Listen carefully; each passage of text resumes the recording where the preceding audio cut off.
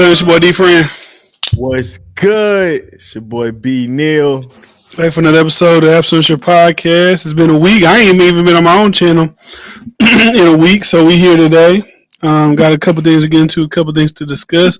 Maybe a couple backtracks to make, maybe not. Who knows? We'll see when the conversations start brewing. But make sure you subscribe, channel not subscribed already. Yeah, The Absence Your channel. What happened? Cut yourself down a little bit. I'm down on here. I'm really even jumping up. I'm gonna cut myself down then. All right, so we in the building. Got a lot of things to get into, like I said. Make sure subscribe, channel not subscribed already, and that's all I got. So, any good things before we get started? Truck working, shit like that, man. But like I said, I was gonna say free Tory, but R.I.P. Pop Smoke. R.I.P. Pop Smoke. They went straight to Tory for his good. Hollywoods are full of puns. The government's a scam. Why you say that? Hey man, I'm coming with some horse shit every time I intro. No. Hold on, I gotta get the context of this. Why the Pop Smoke shout out? What's the Pop Smoke? What's the? Just a realization that, like, I think Wardu might have said this before, but no, please don't give him no credit. It was somebody said it before, but a lot of the guys that could have possibly helped lead the next generation, maybe not been the forefront, had passed away. Like, obviously Pop Smoke. People can make arguments for Juice WRLD. Who knows if Mac Miller would have popped off at any time? Like, you know what I mean? But just quality music, like added to the years. I don't want to shit on Mac Miller here, but no, I'm just saying the next leader. He was like already in his, He still was very young when you talk about just being able to, like, he wasn't Drake age. He wasn't some of these other dudes age. He was still mid 20s, and you never know when a person can at least maybe drop an album that may do something. Maybe, some of these dudes be having that one album where they just do a hard ass rollout. You never know, and it caused some excitement. But that's just saying, like, that's one less guy. Obviously, a couple dudes. It's just another one guy that's just could have been adding to how good these years could have been. Like, I'm listening to Pop Smoke. I'm like, he had something, bro. Like, the nigga could have been one of them dudes that was the next up. Like, we never know, though. We never know after these type of things happen. So, salute to one of the ones that's passed, man. A lot of them. Salute. A lot of people. Yeah. What was you saying? You just asked for some context. Oh, I guess like what the Free Tory, Pop Smoke. I'm like, did he watch the documentary? Did he watch everything? What are we doing? What's going on here today? I think we was going to Tory conversations together. Like, we going Tory again? All right, let's roll with Tory again. I'm gonna throw some stances out there that I got every time I intro, just to fuck niggas head up. Okay, I feel you. So, anyways, got a lot of things to get into. My good things are, life's going good. I took a week off from posting and shit like that. I'm still trying to figure out what I want to do with the shit moving forward. Because I ain't gonna lie to you, feeling kind of like uninspired with this. Like, real life is more inspiring right now than the podcasting.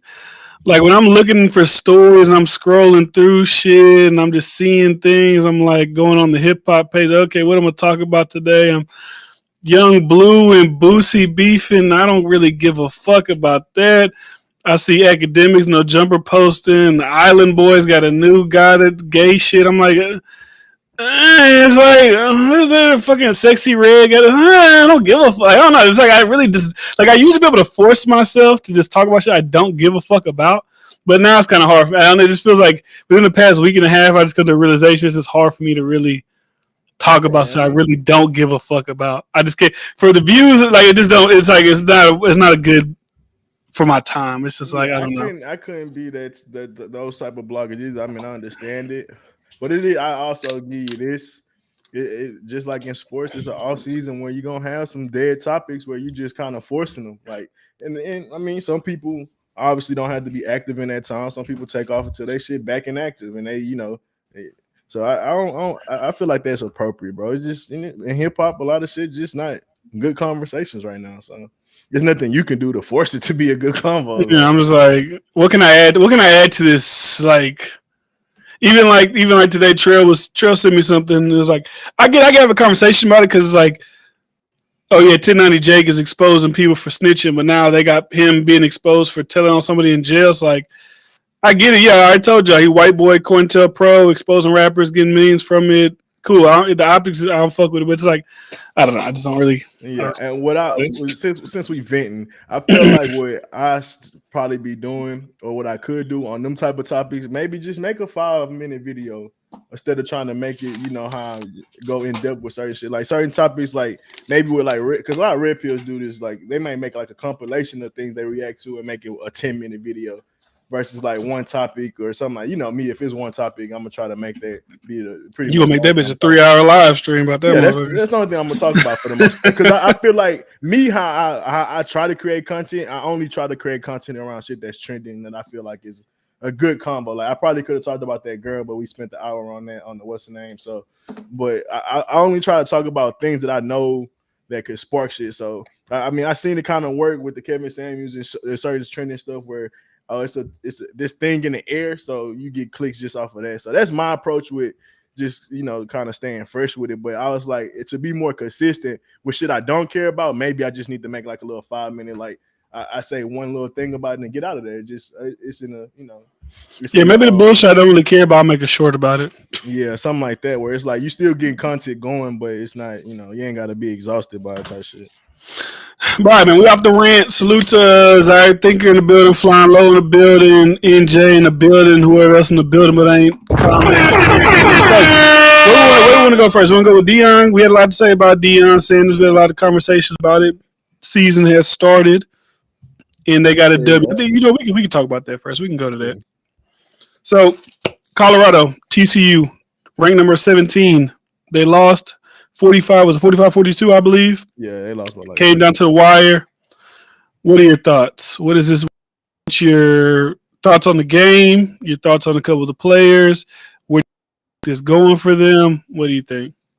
honestly, with the social media and Deion brand and him really being like a dude that's inspiring, bro, he could really build the next Miami U.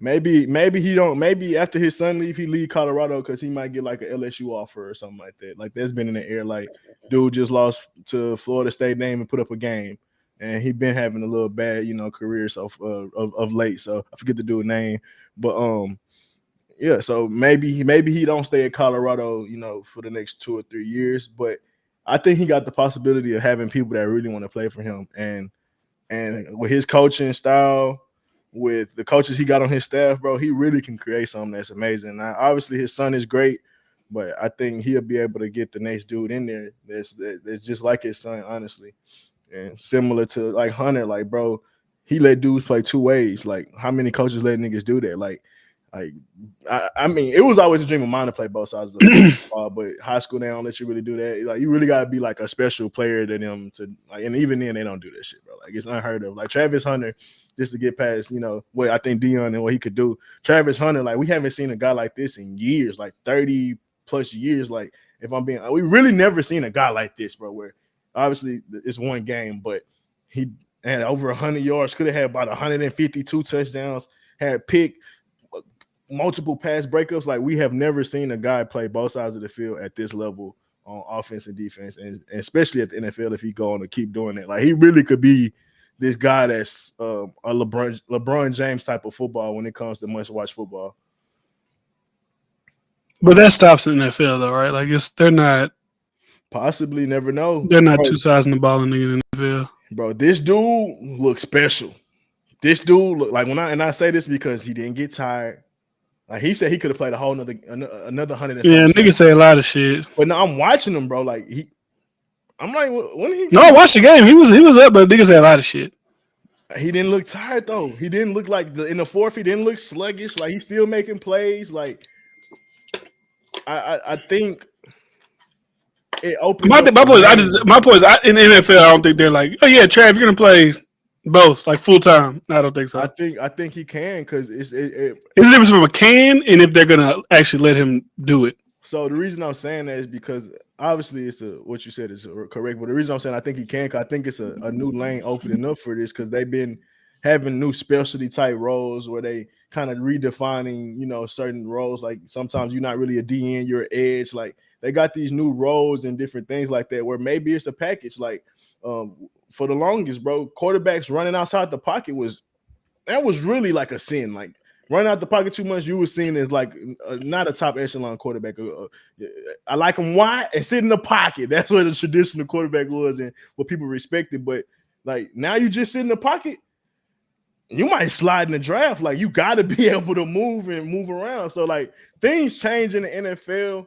And I think it's a possibility where you put a dude like that in a package, and if he see, that's different. Putting him in maybe like 2 plays at receiver per game. Yeah. I'm talking about like he just did a 10-play drive, and now I think you about to go play DB for. I'm talking about like how he was doing it today. Like, all right, you here, then you here, then you like I'm talking about shit like that. He probably do that in the first and maybe like fourth quarter, but like when games are tighter than normal, he probably run them back to back because they're gonna put the best players on the field. And I think the biggest thing is like just like the running quarterbacks, they be like, oh, they ain't got the skill set to understand how to pick apart defenses and stuff. They don't really, we know that's not true. Or black quarterbacks, they ain't got the mental fortitude. And I think that's kind of been a thing where it's like they don't want to put too much on a player on a mental aspect. I think they know they could do it physically, but to ask him to remember all the plays on offense and defense, he seemed like he's able to do it. It's like it may open people's eyes up. And with football, bro, you always looking for a new advantage. Like you have to. I'm curious. This is what I'm curious about. I'm curious if they to like TCU is like I get it. They were in that strip show last year, but from what I was reading, it's not like the same players, it's not the same people. It's a whole different. It's a whole different fucking. They lost the quarterback. They lost the receiver. They lost a whole bunch of people. So it's not the same. Not the same team, right? And TCU has horrible defense. They got high power offense, horrible defense. I just wonder, like, let's say Colorado's undefeated, and they make it to like the college playoffs. I just don't see them having Travis Hunter play both sides against like an Alabama where you have like a top 10 cornerback to him to go against constantly. And like, I don't know if the wide receivers top 10, but they always have good receivers and the top 10 wide receiver to guard. You ain't going against Alabama playing both sides of the ball. He is the best. No, he was number one. He was number one in his class. But I get it. That's where he like. And then you getting taught by Deion. He the number one receiver. He the number one DB. So he ain't worried about like they not worried about him getting held by somebody. Because I ain't gonna lie, Travis Hunter, I watched his routes. He got good routes and he'll snag on anybody. And then DB is we don't even need to talk about that. So on a college level, I've been watching college for a while. Them like it's everybody not a star. Just like Shedeur him versus Kool-Aid. Him versus Kool-Aid McKinney might be it's a good like. Kool-Aid McKinney, a top 10 pick cornerback from Alabama. I don't know who their wide receivers are. I'm just thinking back to when they had great wide receivers like Devontae Smith and Jerry Jeudy's and guys like that. I don't know if they have anybody like that now, but just like the thought of that going against like a top 10 nigga on both sides of the ball, back to back to back, I just don't see how that's feasible. He's great, but to have to do it, that's like if I'm a defensive lineman, I'm going against like the greatest tackle, and now I'm going to play tackle, now I'm going against the greatest. It's like, I mean, that's the trenches, so it's a little different. It's not the but same. Still, I just don't see that. I'll say it playing well. And I think the thing that you'll have to ask and watch for these next couple of games is I don't think he's the number one DB. Like, I don't think he's out there every play, every snap. I think they have a number one DB. I think they have, and he can slide over and hold that number one receiver if you want to, but I don't know if they have him directly as a need to play one position. I think they may have built the team around he's gonna be moving from side to side. So we're gonna need a number one DB. We're gonna need a number two. We're gonna need receivers that can do it, not just him. Like, and now if that's not the case, then I also think it could be, like you said, circumstantial on what he do more. But at the end of the season, he gonna still have good stats on either side. So I think certain games he might need to be on defense more because this team is an offensive threat. We need to stop him, and we don't really need you on offense this game because they ain't got a good defense. I'm sure it will be times like that, but if the very next game he might be more on offense than defense. Like, I think that's how it could work more than he getting reps on both sides throughout the whole game, like completely. Like it could go both ways, but I could easily see them making adjustments as the season go on with his where he gets snaps. I don't think they're gonna definitively make him one or the other. I think it's gonna be based on who they playing. And once again, So he ain't played. nobody can hold him. So he 80 on defense, 64 on offense. That's a lot. But I think the average a player plays is like 150 anyways. I mean, I know that's what I was doing in high school, but we ain't had much depth, so that's a whole nother conversation. Nigga used to get like 3 plays off a game. But yeah, I think college game is a lot longer, but maybe that's due to breaks. But they also do play 15 minutes. So what's the average? What was the average? Is one player on one side? Like what was Shador's snaps? I don't know if they could see that.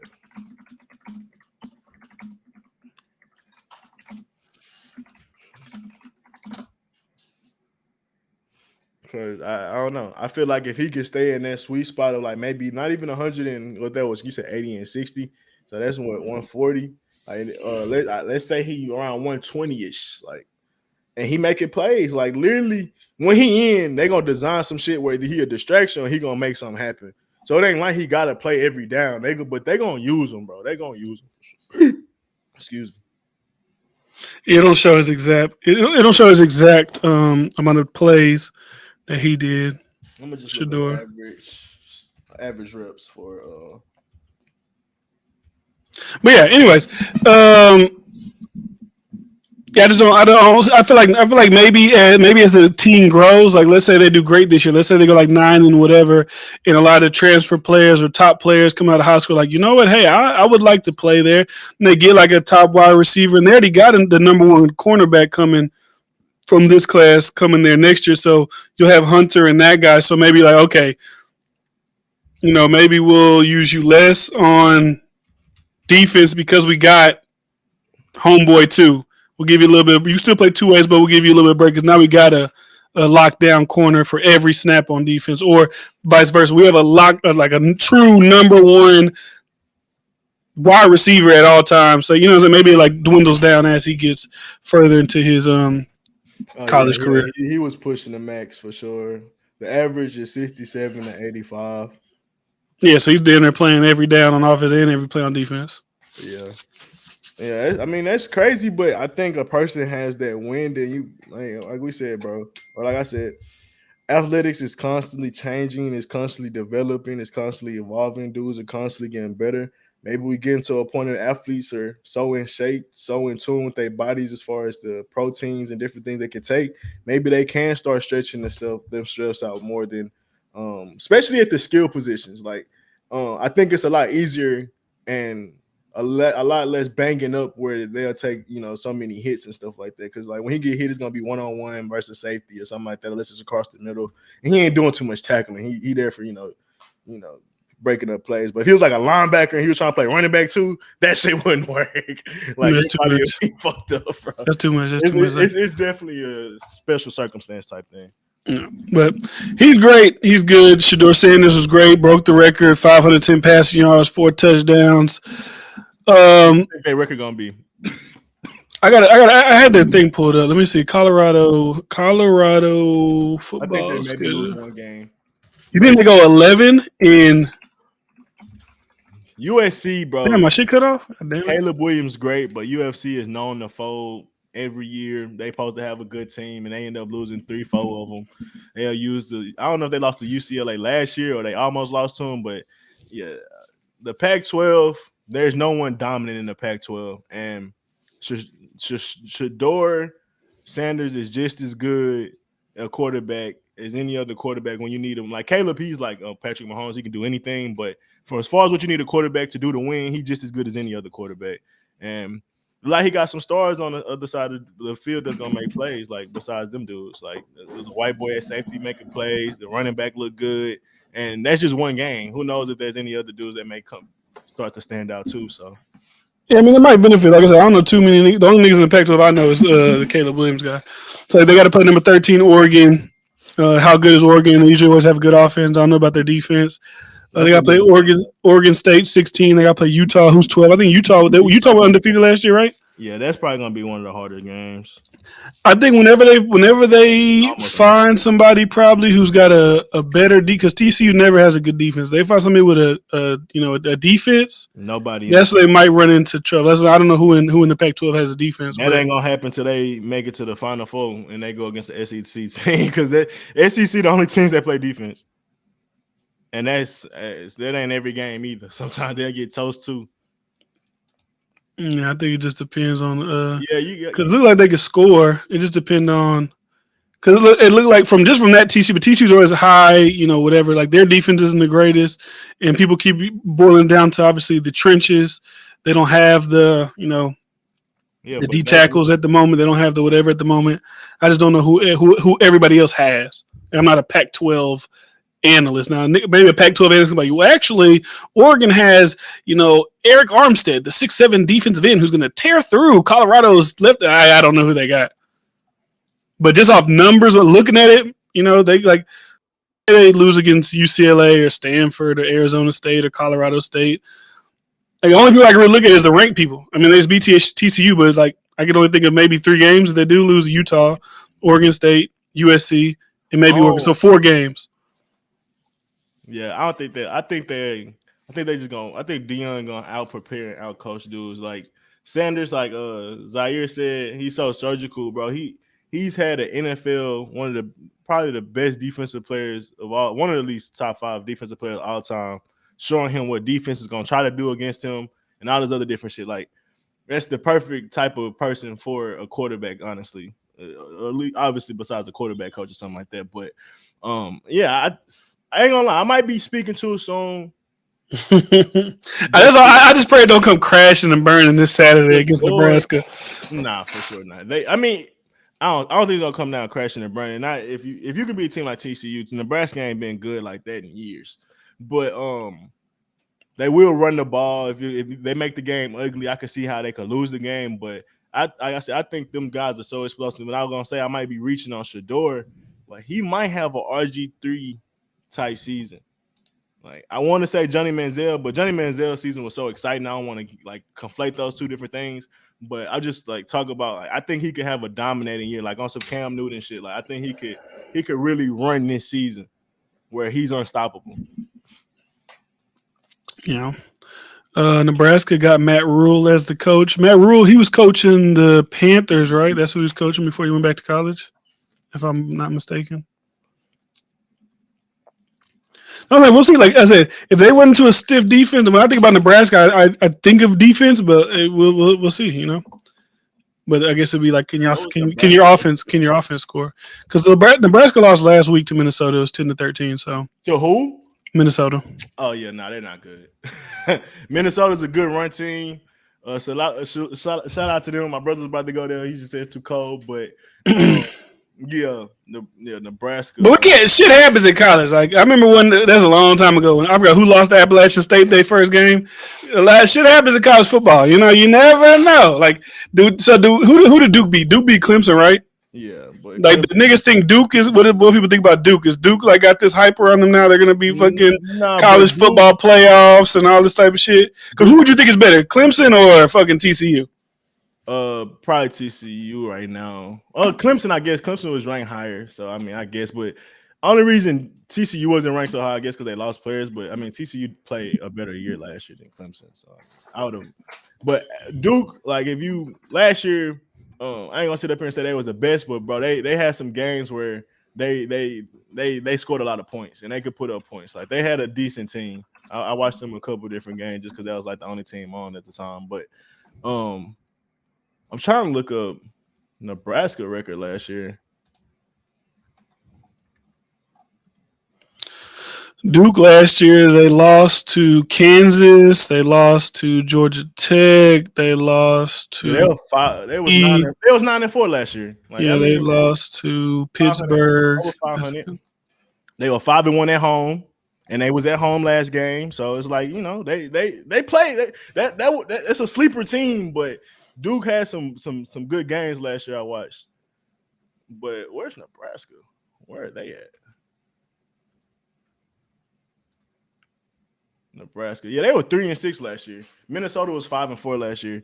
I think shit. Minnesota was a good team, but they just no. Minnesota was 9-4 last year. Nebraska was 4-8 last year. I was looking at the conference. No. Yeah, Minnesota, they're a good team, but they really just run. That's all they do is run the ball. And they outplayed Nebraska in their game plan. So I don't know how good Nebraska is. So you think they're going undefeated? I think if I really look at the schedule, I think they have an opportunity to lose in maybe one game. And that's to USC. Maybe not even USC. They might beat USC and lose to a team that's not that good. Like a team they just didn't wake up for. Like I honestly, bro, USC's like I just never have faith in them guys. Like they haven't really done shit since Reggie Bush left and Matt Leinart, bro. Like last year they were 7-3. They had a chance to make it into. I think they literally had a chance to make it if they would be one team, and they just fumbled the bag. Like, I don't know. I just don't believe in them. The year before that, they were 4-8. So Caleb Williams definitely boosted this team for sure. But fundamentally, I don't know how much they had changed over the years. They lost to Tulane, but shit, Tulane was ranked number 9 overall. They lost to Tulane by 1 point in the Cotton Bowl. In the week before that, or the 2 weeks before that, they lost to Utah. So they barely beat UCLA. UCLA was ranked number 28. They beat Notre Dame. They beat Colorado 55-17 last year. And they put up 17. They're gonna put a lot more than 17 this game. So they lost to Utah twice last year. They barely beat Oregon State. I think it just come out. It come down to people with the numbers. I ain't gonna lie. It come down to the people with the numbers. Come down to Utah, Oregon State, Oregon, and USC. Yeah, there's so many teams. Yeah, they might lose to Utah before I see them losing to USC. Utah been a good program the last couple, like 5 years. I ain't gonna lie, maybe even longer than that. You do know USC has the undisputed number 1 pick in next year's draft. I mean, I don't think that really means nothing. I mean, it means something, but shit, I don't think it doesn't mean they're like an automatic. Shador eligible this year? I don't know. Shit, he might change some mind. Shit.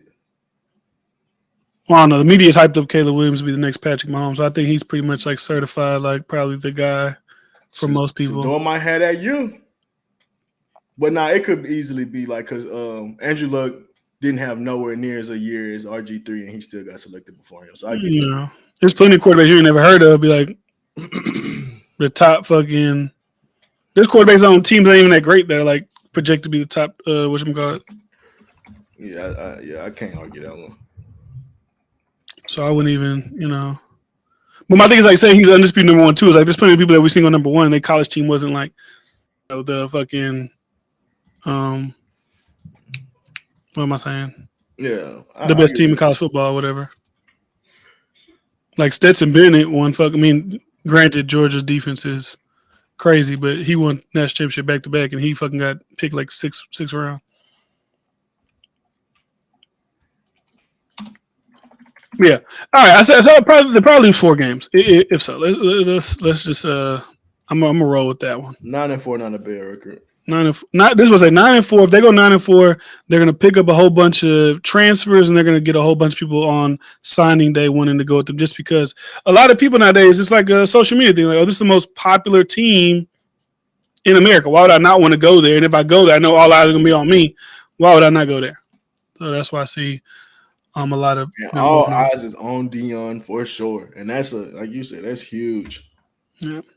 Like just for example, I'm looking at the mock draft right now for this year. So they got Caleb Williams going number 1. Then they got Marvin Harrison Jr. going number 2, both for the Cardinals. That'd be a good back-to-back Marvin Harrison Jr. and Caleb Williams for that'd be ridiculous. And then they got offensive tackle, somebody named Drake May, who's a quarterback for North Carolina. I don't know about anybody talking about North Carolina being, They were supposed to be good last year, but they ended up losing too many games.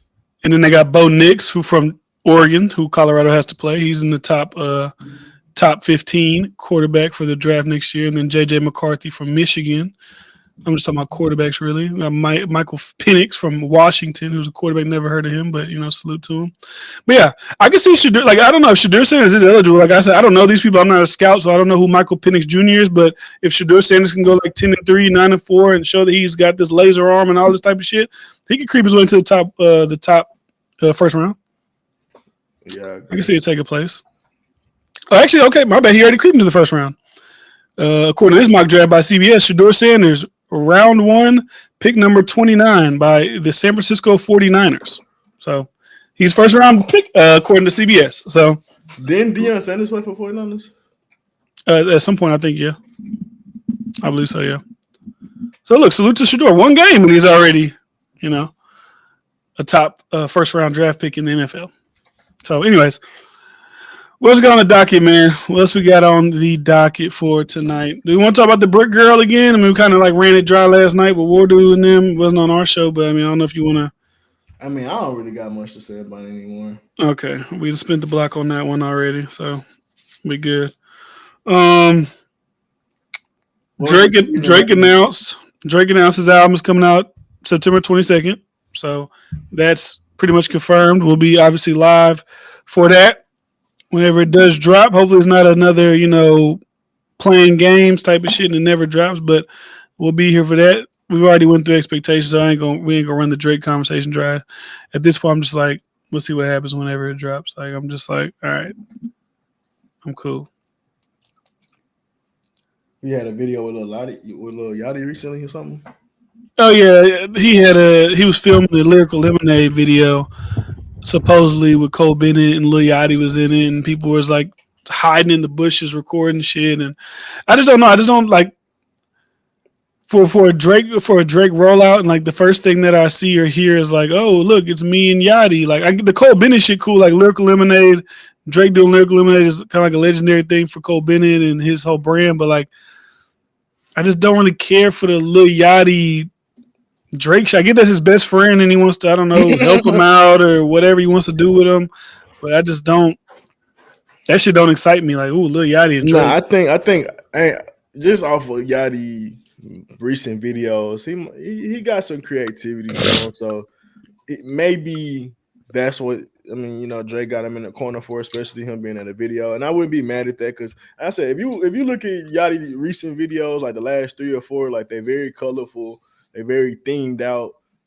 And I mean, they're kind of wavy if you ask me. Obviously, you can talk about the music; that's a different story. But Yeah, I'm probably watch the video and never watch it again, so I don't really care about the video.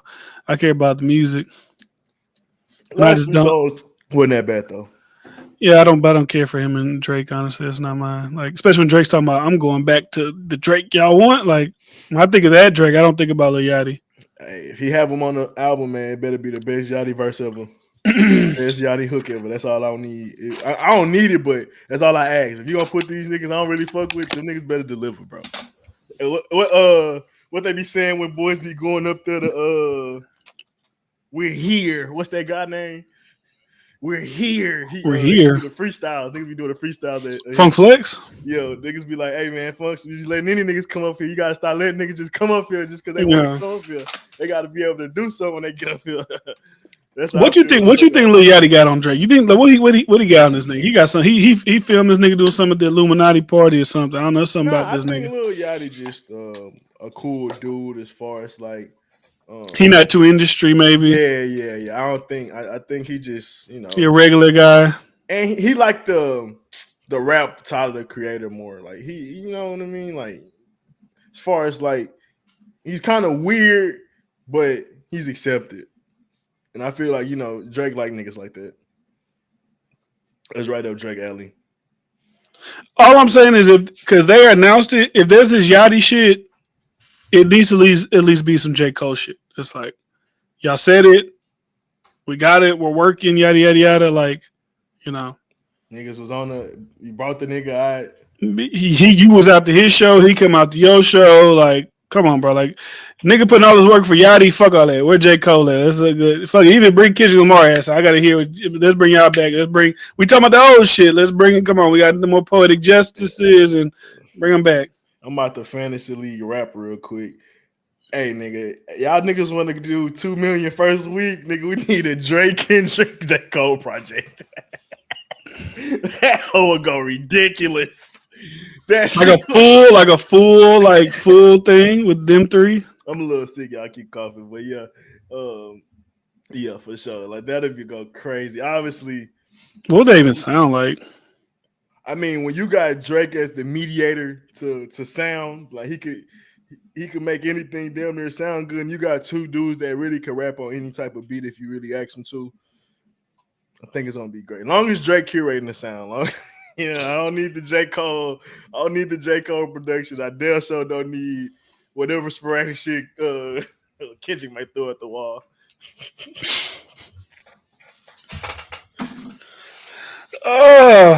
But like I guess I'm just.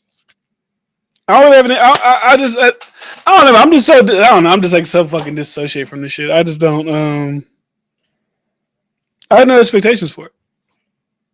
I do. I don't really have. I don't really have expectations for it too much. Like that shit about to be a 10. That's one nigga I can say that about. Every album gonna be a 10. Close to it, bro. We went through the nigga track list yesterday, bro. Like I always be like, oh, thank me later. I used to love that. When you look at the track list, bro, them 9s and 10s are better, bro. Like damn near, except for what demo tapes, like or more life. Them like the only two I could be like that's might be less than a 9 or a 10. Her loss 9 or a 10.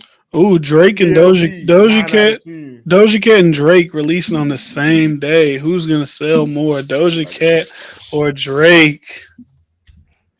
He about to take her to the car wash. Doja Cat been on her shit, man. She got a big single. It's about to go #1 maybe in a couple weeks. Everybody talking shit about her, but somebody's listening to it. Somebody's streaming the shit. She going crazy. She going crazy. She doing her thing. It don't sound like Paint the Town Red. Don't sound. It's not a bad record.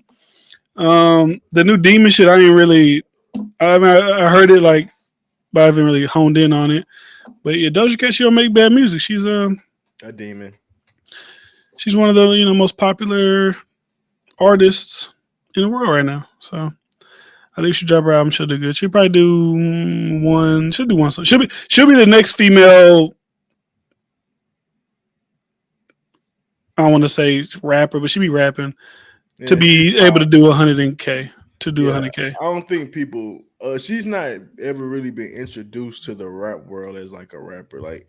We know, like, if you know her, she can do that. But I don't think people like putting her in that Meg Thee Stallion, obviously Nicki, Cardi B. I just never hear her name in it when we talk about that. So obviously, from a pop perspective, mixed with rap, she's gonna definitely be up there.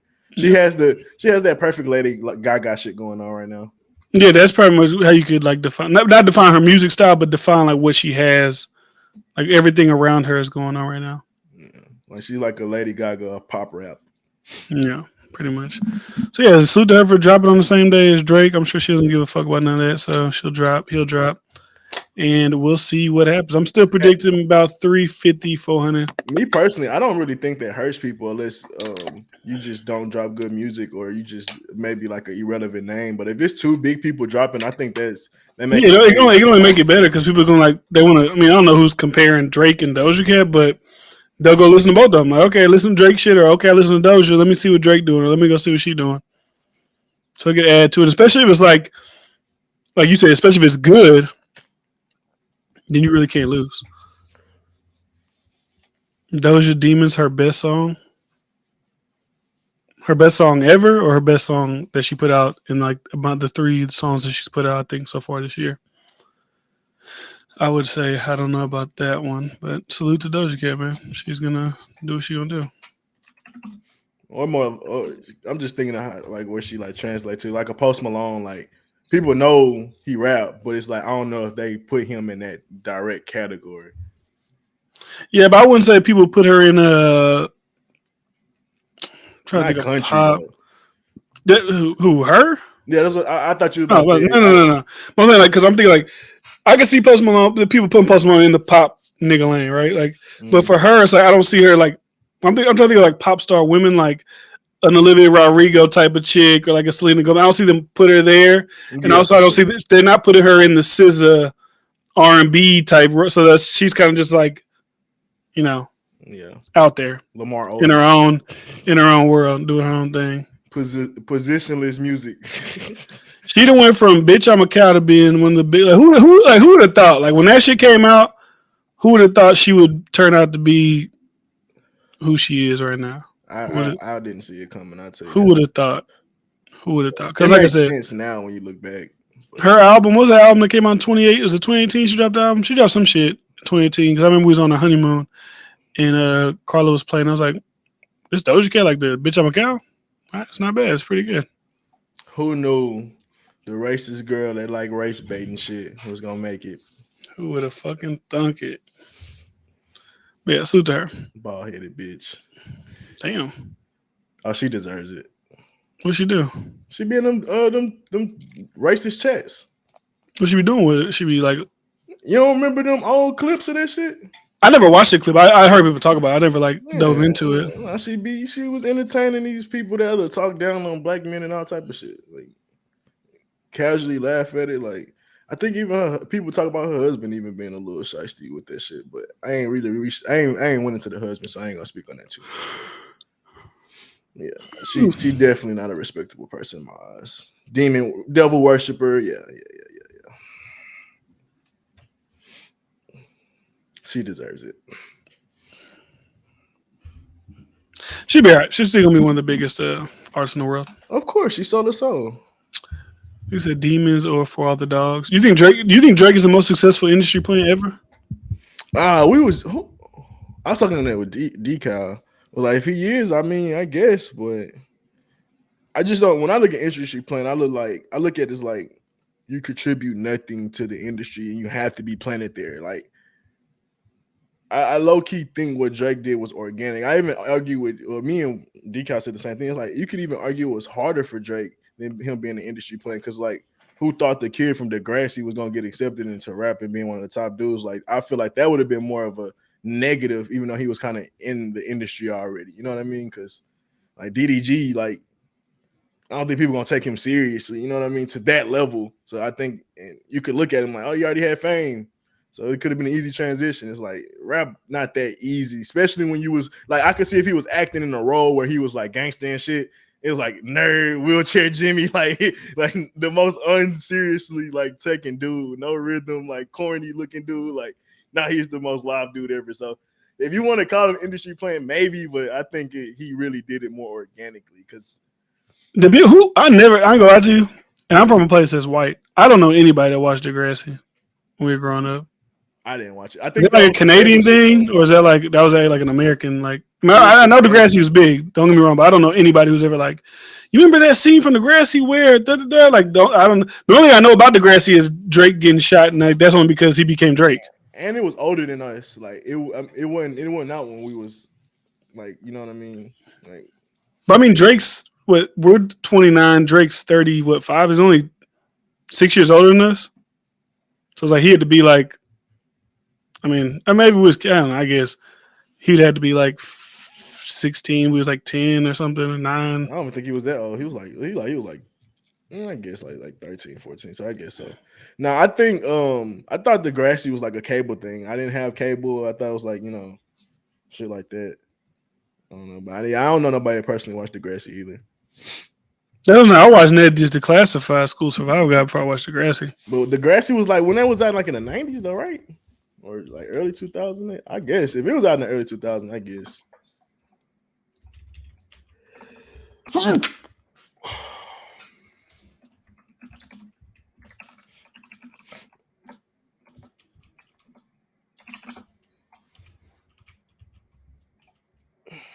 I guess you'd have to just look at it, right? So like comeback season is 2007.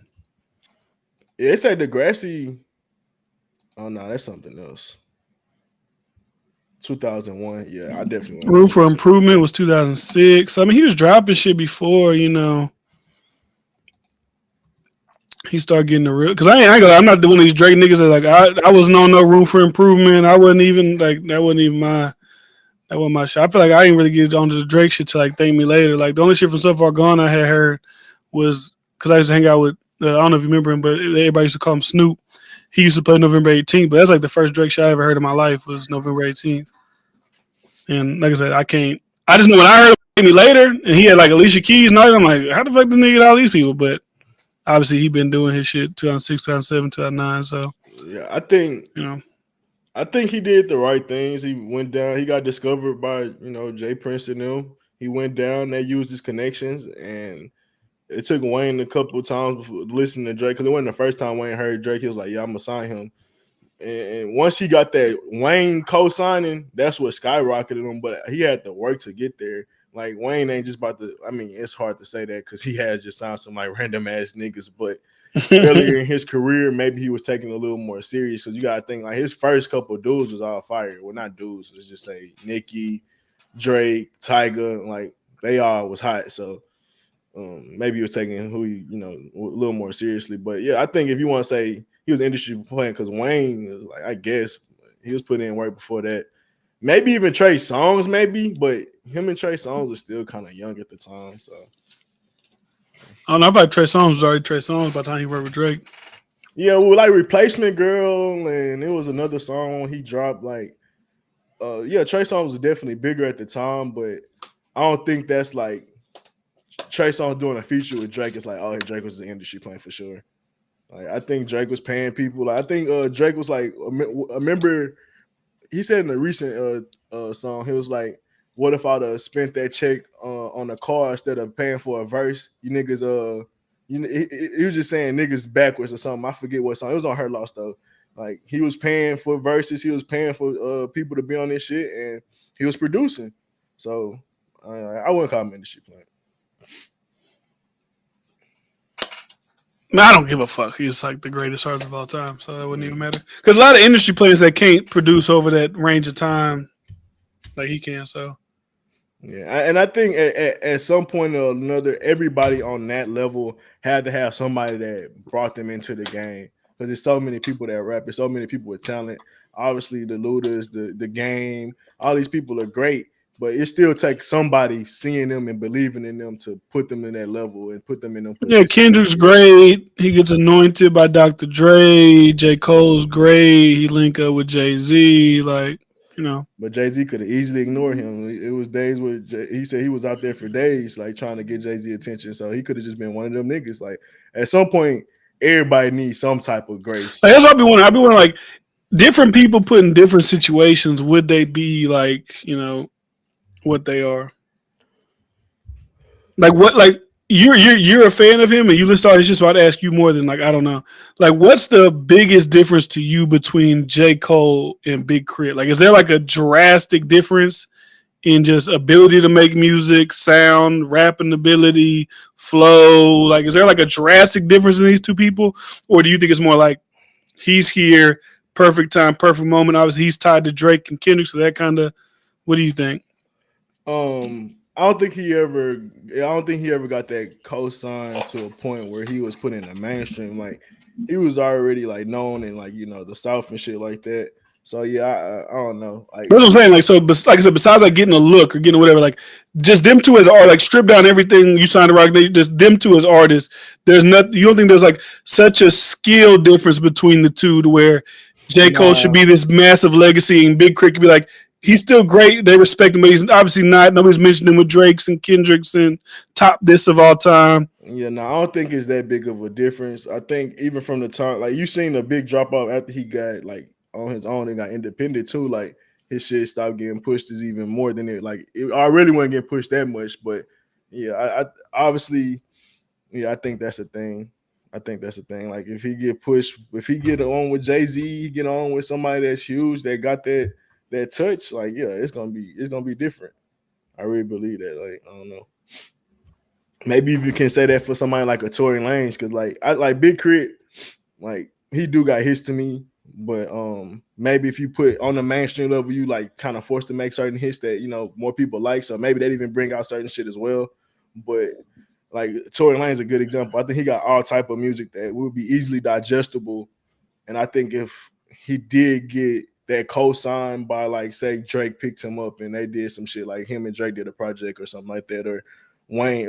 Wayne obviously is a little older, but somebody that really had that effect still. Yeah, I think it could have happened to a different level. So maybe when he was really coming, he shouldn't have been beefing with Drake. He should have been building with Drake, or he shouldn't have, or he should have got up under the weekend. Maybe he should have signed a XO or something, and he could have. Yeah, yeah, because I mean, that's what it kind of takes, bro. Like, what you gotta also say, people putting in work too. Because Nicki, like, she was around Gucci Man and shit like that before she found Lil Wayne, so she was working the circles to try to find it. So you got to kind of put that on the artist to a degree as well. Yeah, because maybe if Nicki just stuck with Gucci, she's definitely not Nicki Minaj that we know today. Maybe she's just like talented, but she's not obviously who we think she Like is. 2 Chainz low key got a co-sign from Lil Wayne. Like after Duffel Bag Boys, like you seen, a little difference. And then 2 Chainz was one of the biggest dudes. I mean, Lil Wayne, 2 Chainz literally did 2 projects together. Like obviously 2 Chainz was already big at that time, but I think Lil Wayne had a little impact on 2 Chainz getting big at a certain point. Yeah, I don't know how the Justin Bieber Tory Lanez signing would have looked. I mean, maybe because Justin Bieber got a big fan base, it could have went over well, but I just don't know how that looks. Justin Bieber ain't got that much pull in rap. I don't know how that looks for. It got to be like him doing a project with Dr. Dre, or him doing a project with or him being actually signed to Jay-Z, and then Jay-Z pushing him seriously like that. Like it takes a little shit like that, or Jay-Z doing a couple features with the nigga. Like that should be making a hell of a difference too. I was curious. I was wondering what you thought about that, as far as just rappers in general. Is it that Drake and J. Cole and Kendrick are just so far superior to everybody, or they were kind of in the perfect place with the perfect situation at the perfect time? Yeah, it's definitely a perfect situation for sure. Because even watching that Kanye documentary, like Kanye, we know he's great, but just like the amount of pieces that had to fall in place for Kanye West when is it called Genius? Or was it called? Is it Yeezus documentary? The one that just did on Netflix, I think it was called Genius.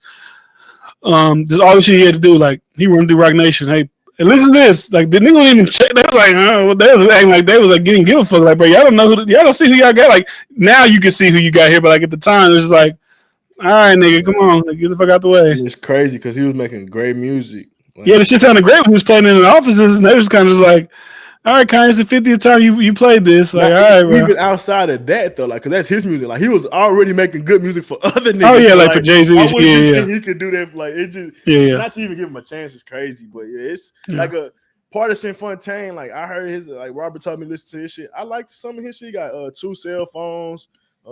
Not 2 cell phones or something. Like, I forget what the shit that was, but he had a couple good songs on there. But I don't think he got that notoriety. He ain't get pushed. Like, and now he's just like Cardi's ghostwriter. So it's kind of like he's stuck in that realm. Unless you're gonna Kevin Gates yourself. What that mean? I don't get tired and start doing the ass-eating campaign and just that will skyrocket that type of shit. Like you gotta be able to cultivate your own personality where people are like you. Or you got to get that cosign. But yeah, Kevin Gates is a perfect example of that. Like I don't think he got a cosign, but that nigga antics definitely pushed him to where he at now. Yeah, for sure, got him in the spot. But he does make great music. So great music, but he had a motto. I don't get tired. That was huge. He made a record out of it. The record was a big record when he dropped it. He constantly had conversations around him because Kevin Gates, bro, he was saying some wild shit back in the day, brother. Yeah, my shit cut out again. That's all right. I'll cut it back on in a second. Woody says Kanye grinded his way to where he's at, though. We can't compare that to how Drake. I mean, nobody compares it to Drake. We went in a whole different conversation just about niggas and being in the right position. We kind of moved away from just the Drake conversation. Yeah, Drake was technically. Drake was technically already known. Like, was a bunch of niggas watching Degrassi like that to be like, that's a nigga from Degrassi? I don't know. Like, I wasn't watching Degrassi, so I wasn't. Yeah, I mean, technically, you could say Kanye was known for his production and stuff like that. So it was like, y'all think Jazz Prince was watching Degrassi and be like, oh, this nigga from Degrassi? I don't know, maybe, but I don't know if Jazz Prince was watching Degrassi. Let me get this guy on Nickelodeon. Yeah, let me get this guy from Canada from Degrassi and make him, or try to help him become the biggest rapper ever. I don't know if that was the. Yeah, Kanye had a better chance at making it than Drake. Obviously, his path was hard, and it was like we could obviously see it was stupid that made him like. They dragged out that process for him, but if you were gonna say who had a better chance, Kanye from production or Drake from Degrassi, I think people would say Kanye. Yeah, for sure. Nigga was already working with Jay-Z. He was already and like a part of Rock Nation. How great he was, but yeah, Kanye was definitely known though too, especially in the inner circles. Oh shit! Hold on now. Hold on, my shit falling on me. Hold on. We're going to get back to regular schedule programming. You ready for the single next week? I mean, tomorrow? Who dropping a single? That's tomorrow? The Stallion is back. The Stallion is back. Niggas are scared now. Niggas going quiet. Niggas going quiet now that It better be a hit. Cardi and Meg are back. It better be a hit. Raps the first number one incoming. First number one of the year incoming. Yeah, Meg fighting two battles with this song. The Nicki versus Cardi beef, and look like Meg finally picking a side. It ain't like picking a side. It like her and Cardi look like they're gonna be, just the second, song they put together. So I mean, there's already been a narrative around them or around her that she already picked the Cardi shit when she did WAP the first time. So yeah, you got that battle, and then you got the people that's gonna be on there, the umbrella camp. So it better be a hit because you got some haters. Well, y'all niggas on my Twitter annoying them motherfucker all day. Tory would have dropped the greatest album of all time. Like, all right, we get it. We got it. Tory, we got it, guys. If it was a bop, it's a bop. Umbrellas are fucking pussy. Let's be honest. I said one thing and they blocked me for nothing. I haven't said anything bad. I just said, what the first they said some shit like, if you're innocent, some shit. I said people fucking do that all the time. They go, oh, if you know you're guilty, why would you go to trial? I was like, they do it all the fucking time. That's a dumb point. And they block me. I'm like, oh, umbrellas are pussy. Umbrellas are pussy. That's all. I mean, but who stands aren't? You said what? Who stands aren't? Hot girls. They all are weirdos. That is funny because I'm not saying you're a pussy, but you are an umbrella and you did block Trust. That is funny that he mentioned they always resort to blocking people. That's hilarious. But anyways, Meg Thee Stallion. They go on triple car. I don't know. It's kind of built in to perform well first week, right? Like me and Carla talked about it. It's like one thing is coming off like WAP, so we're like pretty much predicting like a WAP 2 type of situation here. This is Meg's first song since Tory Lanez got convicted. People are gonna be interested just to kind of hear and see that what's going on over there. There's that. This is Cardi B. I guess she's claiming like this is the single. The album is coming soon after this, so there's that aspect. It's called Bongos. I was saying like bongos like on your ass, but Carl's like, well, maybe they're talking about titties. So I'm like, okay, they're doing another like WAP type of thing. The video is probably gonna be super sexual, super viral. Maybe the right wing niggas are gonna talk about that again. That's gonna drive attention to it. So it's gonna be a whole spectacle. Suppose when it drops, have a little Spanish on there. It's gonna be a whole spectacle. It's gonna be built in not to lose. Like I'm not gonna say long term it's gonna be like this big hit record, but first week I feel like it's definitely gonna go number one, just with video, anticipation, Meg, Cardi, WAP 2 type vibes. Like I think it's gonna go number one. Oh, for sure. It'll have to be a dud if it doesn't. Like, that's the only way it doesn't, because they told us it's coming out a couple weeks before because they want it to build up. So they got something that they really want this to hit. This ain't just some shit that's like, let's just drop it. Oh, we made this in the studio the other day. Let's just drop it. I think Cardi B picked her for just a reason. Like, okay, like I said, it's her first record after. Let's be real. Megan did the picking. No, she. That's more for her too. It's kind of like it's built not to fail. Like it's built for both of them, because Cardi B also is like, I feel like Cardi B's scared to drop music solo because she's like she's not gonna get another Bodak Yellow. They're gonna go crazy. Like she needs somebody to kind of like be with her. Like I think she's scared to drop by herself. Maybe Up, which is a couple years back. Damn, for real. I think that was her last like solo song. Was Up. And it's stuck and it's up. Yeah, I think that was her last solo. I could be wrong, but I think that's the last solo record that she had. Now it's probably like 2021. That's crazy. That's the last solo record. Everything else has been like features or something else. Like the last record she dropped, I think on her own, was her and Dirk and Kanye last year, I believe. So yeah. Meg understandable though. Like she been out dealing with certain shit. So I mean, and she was still dropping music. Like Meg to drop way more music. And Meg dropped like 2 projects last year. Like something for the hotties, and then she dropped Traumazine. So like she dropping solo music by herself. Like it's different. Ain't dropped the album or Cardi ain't dropped the album since 2018. Like now you ain't dropping singles. Like that's weird. Yeah. Like I said, she's an artist who's like built to where she can't lose. So that's why she's doing that. or she's Both mid, nigga. You said she got a he fucking don't 10 out of 10. he like Sneeko. He with the wind. He's just blowing. He's just flapping in the Can't call fucking wind. somebody that got a 10 out of 10 album mid. Yeah, me like he's just flapping in the wind at this point. Anyways, Cardi label. I didn't even see what Trail was saying. Cardi, it'll go viral for 1 week for the video. After that, it'll be forgotten. Everybody with the Sims M1 Power Movement, the Red Pill Rage niggas, is gonna be a hit. Cardi label situation must be really messed up. I just Yeah, hope Cardi and Meg actually make a good song versus like let's make like a something that we gimmick. know gonna trend. Yeah, TikTok. It's definitely not like a TikTok. So something in there is gonna sound like TikToky to where it could be like be a trend on TikTok. That's how I see it. It's all a formula built not to lose. Like I said, because I don't think they care about it. They don't care about like it being number one for 50 weeks. I think it's just like we care that it gets massive because we're gonna throw this on Cardi's album, so it's gonna help with sales and that type of shit. So it needs to be a massive moment. And the video is gonna be like super sexual, so niggas gonna want to watch it. Niggas can talk shit about it. These hoes, what are these hoes doing? These fucking bitches, they're fucking degraded women, but they're gonna be looking still. So it's that's what it is. what are the grading video Oh my bookmark? god, how can they do this? We're in fucking Sodom and Gomorrah right now. Like, oh my god, like, you're gonna watch. We got talking about Wardu. He'll never stand on anything. He a herd mentality. You expecting these thoughts to make a hit for you or their base? No, I just good music. I think people can make a good song. Like WAP was like it was huge because of like just obviously the video, the message being so grimy, but it wasn't just the greatest song. Like I think you could do both. You can make something that trends and actually be good music. Yeah, SZA got a bunch of hit records on her album that she dropped. Great music. But I don't know if Flying Low listens to any woman. He's a MGTOW type of guy.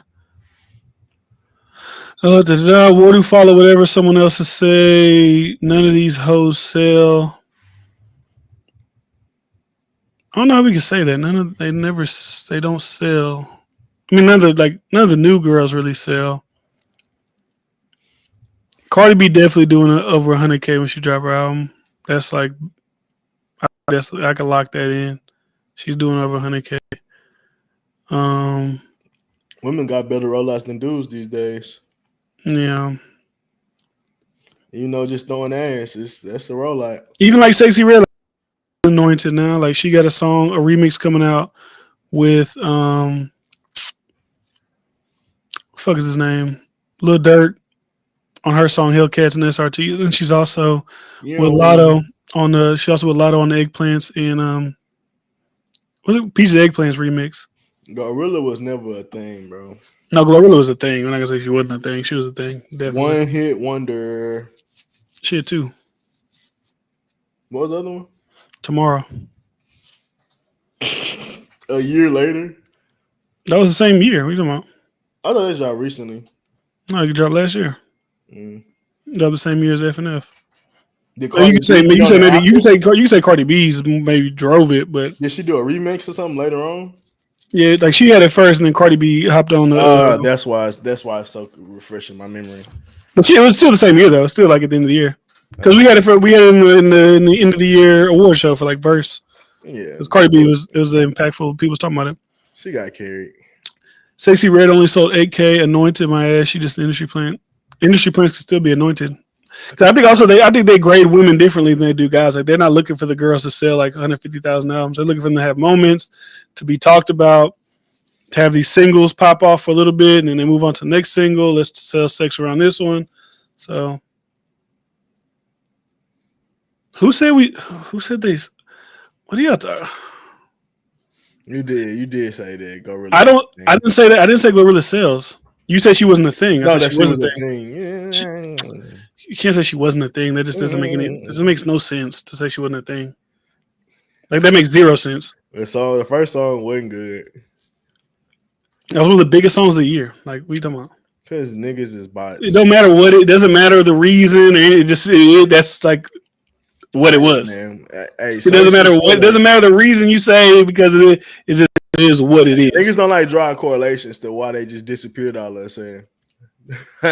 I was just telling you, like No, she could be gone. Ring, She could be gone. That's fine. But we're not gonna say she wasn't a thing. It's like if Ice Spice disappears. Like if we never Sexy Red's here right now. She's like the new girl everybody keeps talking about, and the rap niggas want to be around.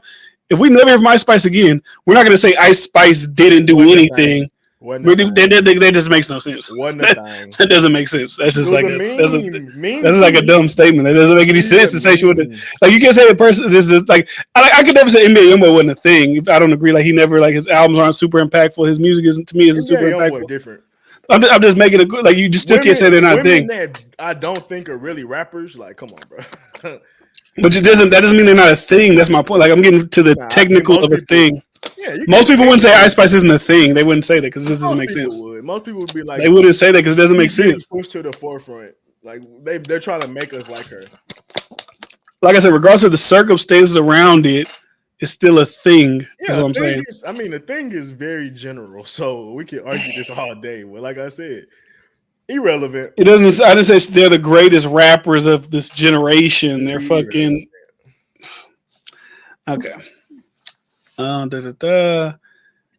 Ice Spice already disappeared. Look, flying low. He following me now. Not you, or do follow my women can't sell point. Yeah. Anyways, yeah. What else we got? Ooh, what do we got?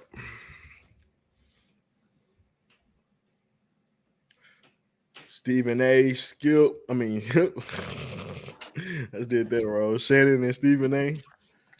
All right, what do you think about the new thing? It's Ice Spice. Hot take. Ice Spice follow up. I don't think that's a hot take. I feel like niggas ain't really worried about Ice Spice too much right now. Never was. Y'all doing a great job, Trail. I mean, I've read every Trail comment. Nigga, she already fell off. What type of hot take is that? She never was on to fall off. That's my point. Like you gotta actually reach a peak to fall off. Like the nigga jumped up in the air, like she took one step on the stair and fell off. Like she didn't even get up a flight of stairs before she fell off. Like let's stop it, bro. She got her foot into the door and they closed the door on it. Like bro, she never had what it took. Like come on, man. That doesn't make sense. But Ice Spice and Meg Thee Stallion. Like for who? Makes sense. Let's say Ice Spice, like how she had her little run last year, or the Hot Girl Summer year. Like what was more impactful? The Hot Girl Summer. By a mile. Yeah, like, for sure. Spice really don't have impact on like. she's kind of like an NPC rapper. Like it's kind of like she got I got my emotes. Like I do my thing. I shake my ass. Like yeah, for sure. You gotta actually make it somewhere to fall off. Y'all niggas crazy. Don't come at me because you had okay. Anyways. We're saying skip Shannon Sharp, first take. We needed this, man. Two black men that's super successful on media having civilized conversations. It's a good thing to see. It's a good thing to see. I think it's gonna be shit like what him and Skip went 7 years. I can see them doing a decade together, man. We'll see the chemistry. It's just like the Colorado. It's been one game. It's been about 3 now. I mean, was he on there today too, or is he an everyday person? Or is he only like a 2-day? A 2-day person. Not sure. The first one was like a 30-minute episode, and the other one was like a normal one. So I don't know how many. So I seen today. I know something about Michael Jordan and LeBron already. Like, okay, I guess we're gonna get these out the way early. Let's debate Michael LeBron. Let's get these type of debates out the way early, and let's see what happens. I think it was cool. It was good. I think those two together is gonna be good TV. Obviously, it's hard to say what's better, Shannon, Skip. We got to see the moments happen. We got to see the chemistry, but you can't deny the Skip and Shannon shit was like that was great shit. Yeah, I seen the little like with Shannon calls Stephen A. Skip. They Yeah, had like a little slow mo like memories, all of he's his going on different like memory lane. they had all the different memories clipped up from when he had the cognac, when he had the cigar, when he I mean, thought he those is smoked. like moments. Like we gotta see is like, is it gonna be like super button up corporate? Is it gonna be like Shannon gonna still be allowed to be? But I think even too though, like I feel like he can't do that with Stephen A. Like it's gonna look like he come out with the goat mask on, and he come out with it's gonna just like go back to Skip, my brother. You and Skip, just get it back right, man. Just get back. It just ain't gonna feel. It's like that was a different show. It was a different time. It was a different era. Like it just don't look right on ESPN. It just Nah, don't Shannon look. gonna be Shannon. That ain't gonna change. And you got right now. It's both their off season still. Once football and basketball season start, that's when they really that's the shit they really like talking about. They don't really give a fuck about no baseball. So right now it's gonna be a little slow. But once these LeBron topics, like say LeBron make it to the finals, you think Shannon give a fuck if it ain't Skip over there? He pulling out that Now goddamn he gonna phone pull it out, but it's still gonna be like, damn, he used to do that with Skip. You know what I'm saying? It's like, damn, where's Skip at? Yeah, he go. Shannon gonna come up with some answers, man. Shannon was entertaining by himself, so I don't think that's gonna stop. Skip and Shannon has smoke on these topics. Shannon and Stephen A won't hit the same. ESPN ain't going for all that niggatry FS1 put up with. Oh yeah, but you think Stephen A, bro? Stephen A is known to be yelling at a nigga. They gonna get into their yelling matches. Please believe it. Please believe it. It's gonna be some good TV, man. Hold on, real quick. I think it's already good TV. Stephen A came the next day with a name tag on after he said his name wrong. That's good. That's good content. That's good content. That shit funny as fuck. That's how you play somebody back. Like, yeah, I think Stephen A is a genius, and if we got to give Shannon his if we want to give him any credit, and another reason why he left, it wasn't just that they didn't really work well. Skip wasn't really trying to get off the reins of how the show was ran, and he wasn't really trying to have any other creative approaches to the show. So obviously Stephen A is a genius, and let's see what Shannon do on his creative side now that he's been in this media game for a minute, got bigger. Maybe he did have some ideas that was going to be pretty good. So you never know. We'll see. We'll see, man. Nigga bought a live goat on FS1 Undisputed. Ain't doing that at ESPN. Yeah, I don't know if he gonna be able to drink on TV, but not on ESPN. But let me go back to this real quick, guys, because Wardy posted in the group chat. He said, Yachty gives inside scoop on Drake's new album For All the Dogs. Some of Drake's best verses ever. Very controversial bars. In his most energetic sounding album yet. Free Tory. He got the ride for the Canadian brother, man. You think so? I don't know, man. I don't know.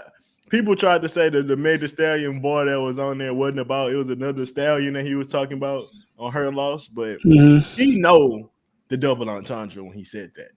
And we ain't like to act like Drake is stupid. He know the temperature of different trendy things that's going on. So even if he was talking about a different stallion, he know. So, yeah, I was thinking about you saying now. There was some. Are they on here still? They gone now. But she's still a stallion. Warder was commenting last week on the conversation we was having about that. He put, but when I said Drake might have seen the tape last month, you ridiculed me for it. Warder was always right. Why does he think he's right like that? Oh, you think you're talking about the video? And even, but I'm saying, but his like, it's just weird how he like does these things. Like, even like when you said it, I said that doesn't make any fucking sense. If it did make sense, and Drake's like, damn bitch, you gonna let me stay locked up? Like you got the video. But then he said some other shit. It's like, whatever. He's just Warder's a bot. Let's just say that. That nigga's a bot. But I'm just reading the comments that he posted on the last thing. But, oh, yeah, I do have a group chat. Forgot all of True. It's all right, man. Anyways, I don't really got too much. I had Stephen A shit, but it's like, it's only been 2 episodes. I'm excited to see what happens. Like you said, maybe football season it'll ramp up. 2 Cowboy haters, maybe you need that that cowboy love to be there to really have that great dynamic between the two. For a the Cowboys, America's team, most highest, whatever the fuck it's called, worth team in the league. You need somebody there to really grind those gears with that type of shit. And the next two topics, two red pill topics, if you want to get into them. Two red pill? Technically, you said you put Myron goes at Joe Budden, and then you said, oh yeah, I see somebody posted that. Somebody posted that a clip. I think maybe it was Ward who posted a clip of it. Hey, let me see if I can play it. Let me see. Red pill, red pill. Red pill rage.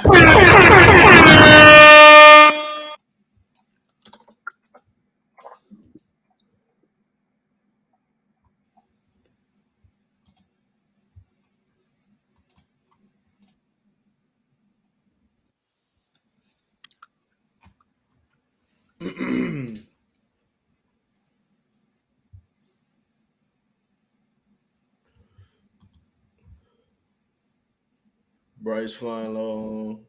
We need an actual red pill nigga to speak on these topics. We need a nigga to actually get off my dick. That's what we need. Todd 91 goes, $100. Did you see how Joe Budden attacked you guys in the last episode? He said that you guys were broke without YouTube. I think it's time you address this clown. No. We still broke. Let me tell you this. Number one, I'm not doing anything weird with my dog. Number two, we suppressed him on YouTube. Number three, he's a failed rapper. No one listens to fucking mood music. Number four, he's emotional. Number five, he beats on women. Number six, people that work with him don't respect him. He went ahead and turned his back on people that helped him build up his podcast, right?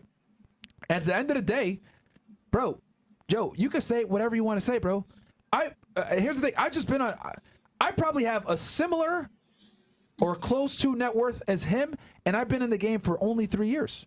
I invested my money in real estate, bro. That's appreciating. I don't know if you did. I don't know what the fuck you doing, but at the end of the day, bro, like I said before, haters gonna hate.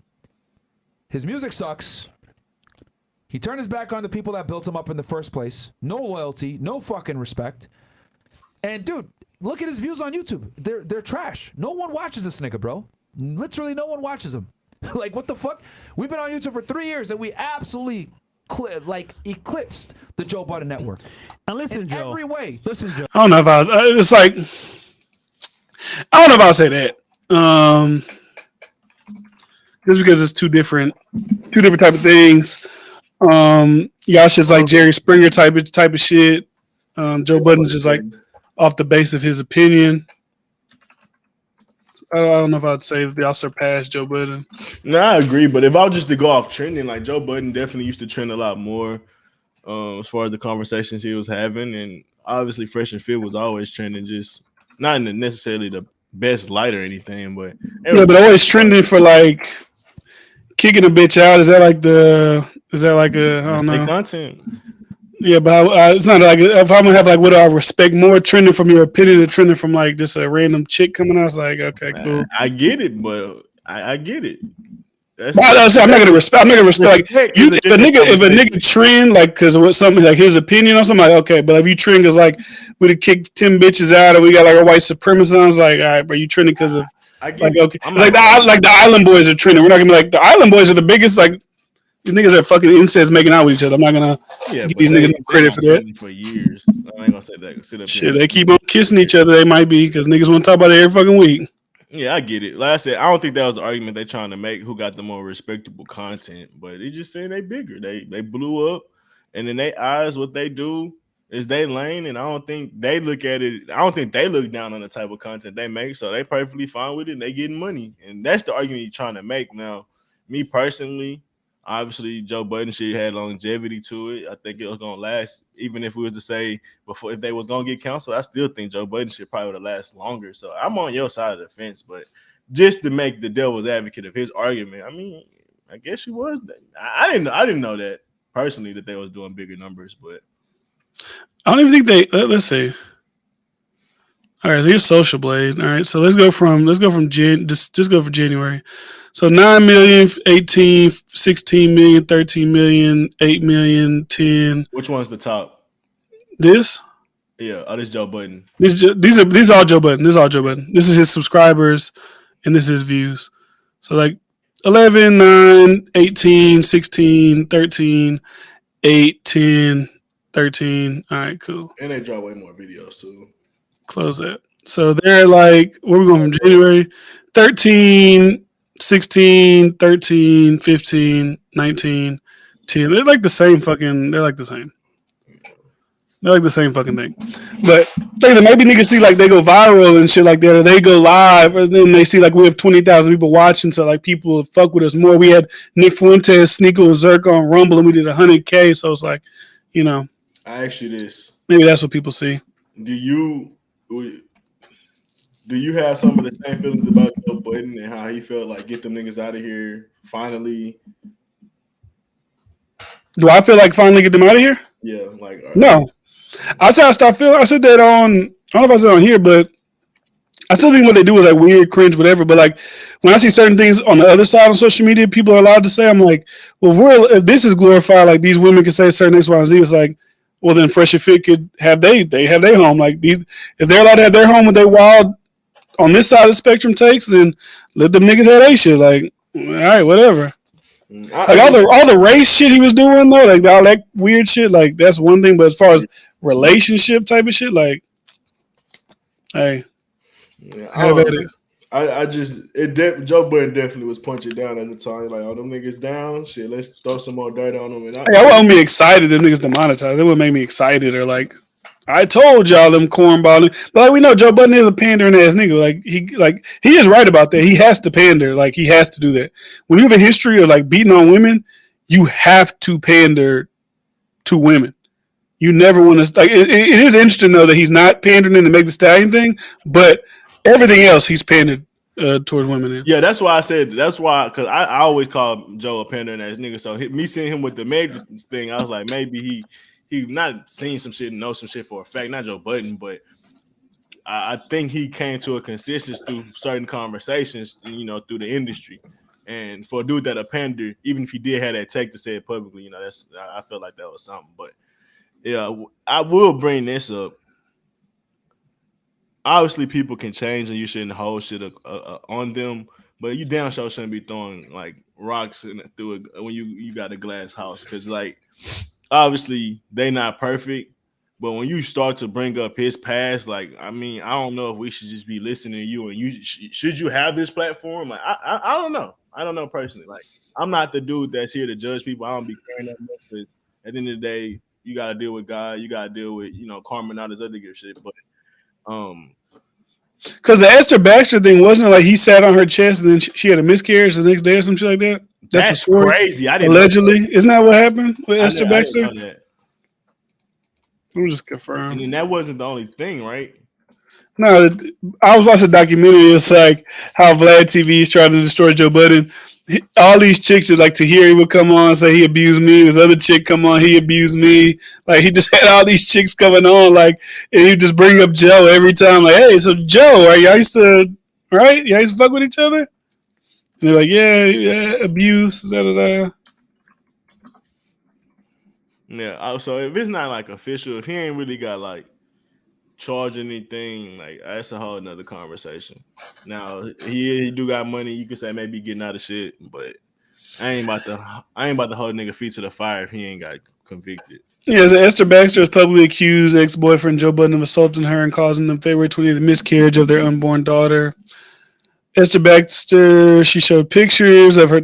She did get like beat on, which just looks crazy. Okay. I if it's some proof, that's all I need. I mean, she's like her neck obviously is like, you know, obviously there's bruising around her neck. Then maybe I want to scroll down. I don't know if they got like her side. It has like bruising and shit on it. So there's that. I mean, like I said, anything could happen. You definitely know both sides of the story. But if a woman's saying some shit like that, you know, obviously we ain't supposed to just jump into believing it. You start seeing pictures, you know, it does start to push the narrative a certain way. But yeah, like I said, for a dude that got that type of behavior, I wouldn't be so ready to speak up like that, especially when it's like you ain't had the best relationship with women your damn self, and these niggas might be giving you some game. Yeah, and even the old co-host kind of claimed that he sexually harassed her during that moment. Even though I thought he was joking, but women, they're allowed to feel uncomfortable in their spaces. So I'm not gonna dive off the ledge on. I'm not gonna dive off the ledge on that one. But yeah, it's like you got too many things. It's just kind of hard to. Yeah, and he could be a nigga that steal. I'm just saying, niggas can point at shit. I like I said, I'm not on no sides of the fence because I'm not that invested. I ain't did the research. But if you want to start talking about people that do got shaky past, like they make shaky content, but you might have shaky character, like as a person, like yeah. And that's probably like that. Like my ideology in your real life, it's like two different, Yeah, now I went to hear. They said he said he sat on Esther back. No, he said Esther Baxter. He sat on her chest. The girl who was pregnant. He said. Joe, on the other hand, said I didn't sit on her stomach. I sat on her chest. And I'm sure you had so much aim with your abuse. Yeah, I didn't sit on her stomach when she was pregnant. I sat on her chest. Sitting on a pregnant woman's chest is still crazy. Yeah. And then it made me think, like, did you sit on her chest and that's when she got the bruise on her neck where you chest? Like, I get what you're saying. It's like, yeah, their ideology, maybe you don't agree with. Maybe like, it's kind of like off the wall, cringe, weird. Like, y'all can't get hoes without money, whatever critique you may have. But hitting at your lifestyle, like your real life, like what do you really do in your real life is different than what I say on my podcast. And you got money and you living like that. It ain't like you like with broke people, people got mental stuff going on, stress is playing with them. You got money and you still being abusive. Like, I don't know. I don't know how much money Joe Budden had when back in that time. Yeah, I mean, he only had Pump It Up and shit like that. Like, I don't think he was a broke ass nigga. He wasn't living fucking whatever, but he's definitely not where he's at right now. High on the hog. And the ironic shit is what we've been saying, like the character versus content. What people try to take the leap to make like red people seem like, oh, they're abusive, they're controlling, they just want to put women in slave, like they want to paint these type of people to be domestic violence, and then this nigga actually you actually domestic violence allegedly. And even I even know like Joe Budden got an OnlyFans girlfriend. I didn't even know that. I didn't know his girlfriend do OnlyFans. I see why you don't like it. It started. Certain things do start to peak out. Like, oh, okay, that is why you don't like this. I didn't know your girlfriend did OnlyFans. I didn't know that. I was on the Joe Budden Reddit and they posted like was it Joe Budden's Reddit? It was somebody's Reddit and they posted a girlfriend like she's like naked. She pulled her titties out. She got her hands over her titties, but her titties are out and she's whatever and like. You say at the bottom, OnlyFans, whatever, names like Katniss or some shit like that. So I mean, yeah, Joe Budden is a weirdo, bro. Like I guess that's women and strippers and shit like that. Like he's very high on advocating for strippers. So any nigga like that for me is just like weird, bro. There's plenty of regular women you can hang around and be cool with. We all seen her. I mean, I've seen his girlfriend. Like obviously she's built, like she's stacked, but I didn't know. I thought she was like a stacked chick on Instagram. I didn't know she actually had OnlyFans. She was actually like with Joe Budden. Posting on OnlyFans, but teach his own. So weird. He ain't hinting about coming out of the closet and shit. He ain't got jokes about that. Like, and Joe different, so I can get why he don't like that red pill shit. But I don't think a boxing match between Joe Budden and Myron. I don't know if that's something I'm signing up to go and watch. I would watch it. That's high. That's high level content. I gotta see Joe in his fedora and his clothes out in a boxing match because I know he's not gonna wear no boxing clothes. And they're gonna have a robe on. Some like what type of shoes? Like shoes that look like they're made like from paper mache type of shoes on. I thought this was a rap battle. Yeah, they're gonna be looking crazy. But yeah, man. How you feel about this other thing you posted? Joe's a wild one. About the girl. Let me see. CPS. I think people like that should go to jail, honestly. Trill, I'll beat your ass. But I really wish you could set like shit like that up. Maybe I can find this video because I do want to talk about it. Let's save it till we get some more followers so we can make a spectacle of it. We gotta do like a championship box, even though you like a seaside nigga. Trill, did you see that? This is like off topic while I'm looking for this video, but you saw Logan Paul's girlfriend suing that dude he keep fucking with her on social media? Nah, that's crazy. Is it a defamation? Who's this? Lotto and Sexy Red this week. Peaches eggplants.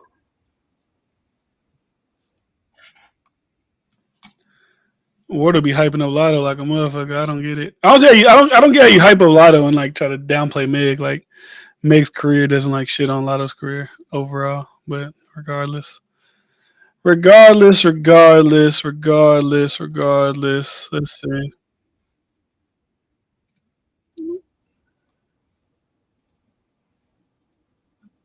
Oh shit! Hold on. Sure, it's only gonna be one round, and your ass is going to sleep. Where the fuck is this video at? Maybe no jumper got it. Trail like 4'5" or 5'4", 160. You use you ain't even a world tour weight, nigga. You a Bama weight, nigga. Stop it.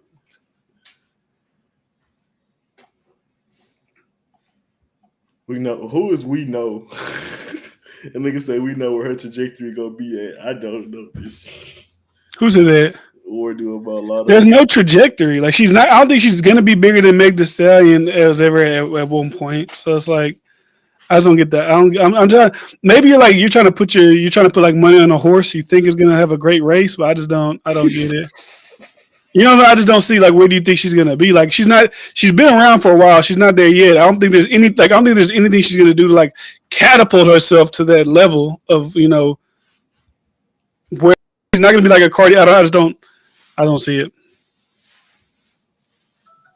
Like no matter how much industry, maybe if 21 Savage starts to claim her as his girlfriend, maybe that can help her in some type of way. But I don't know.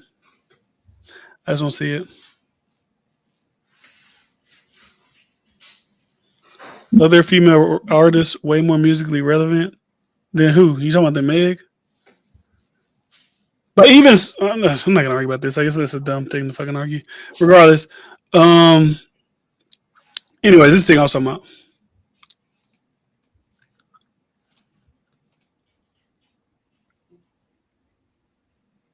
Oh yeah, I seen this. I can't hear it. Oh, it's not. Okay, hold on. Boom. I see you staring at the whole interested. I was like, what the fuck? Hold on.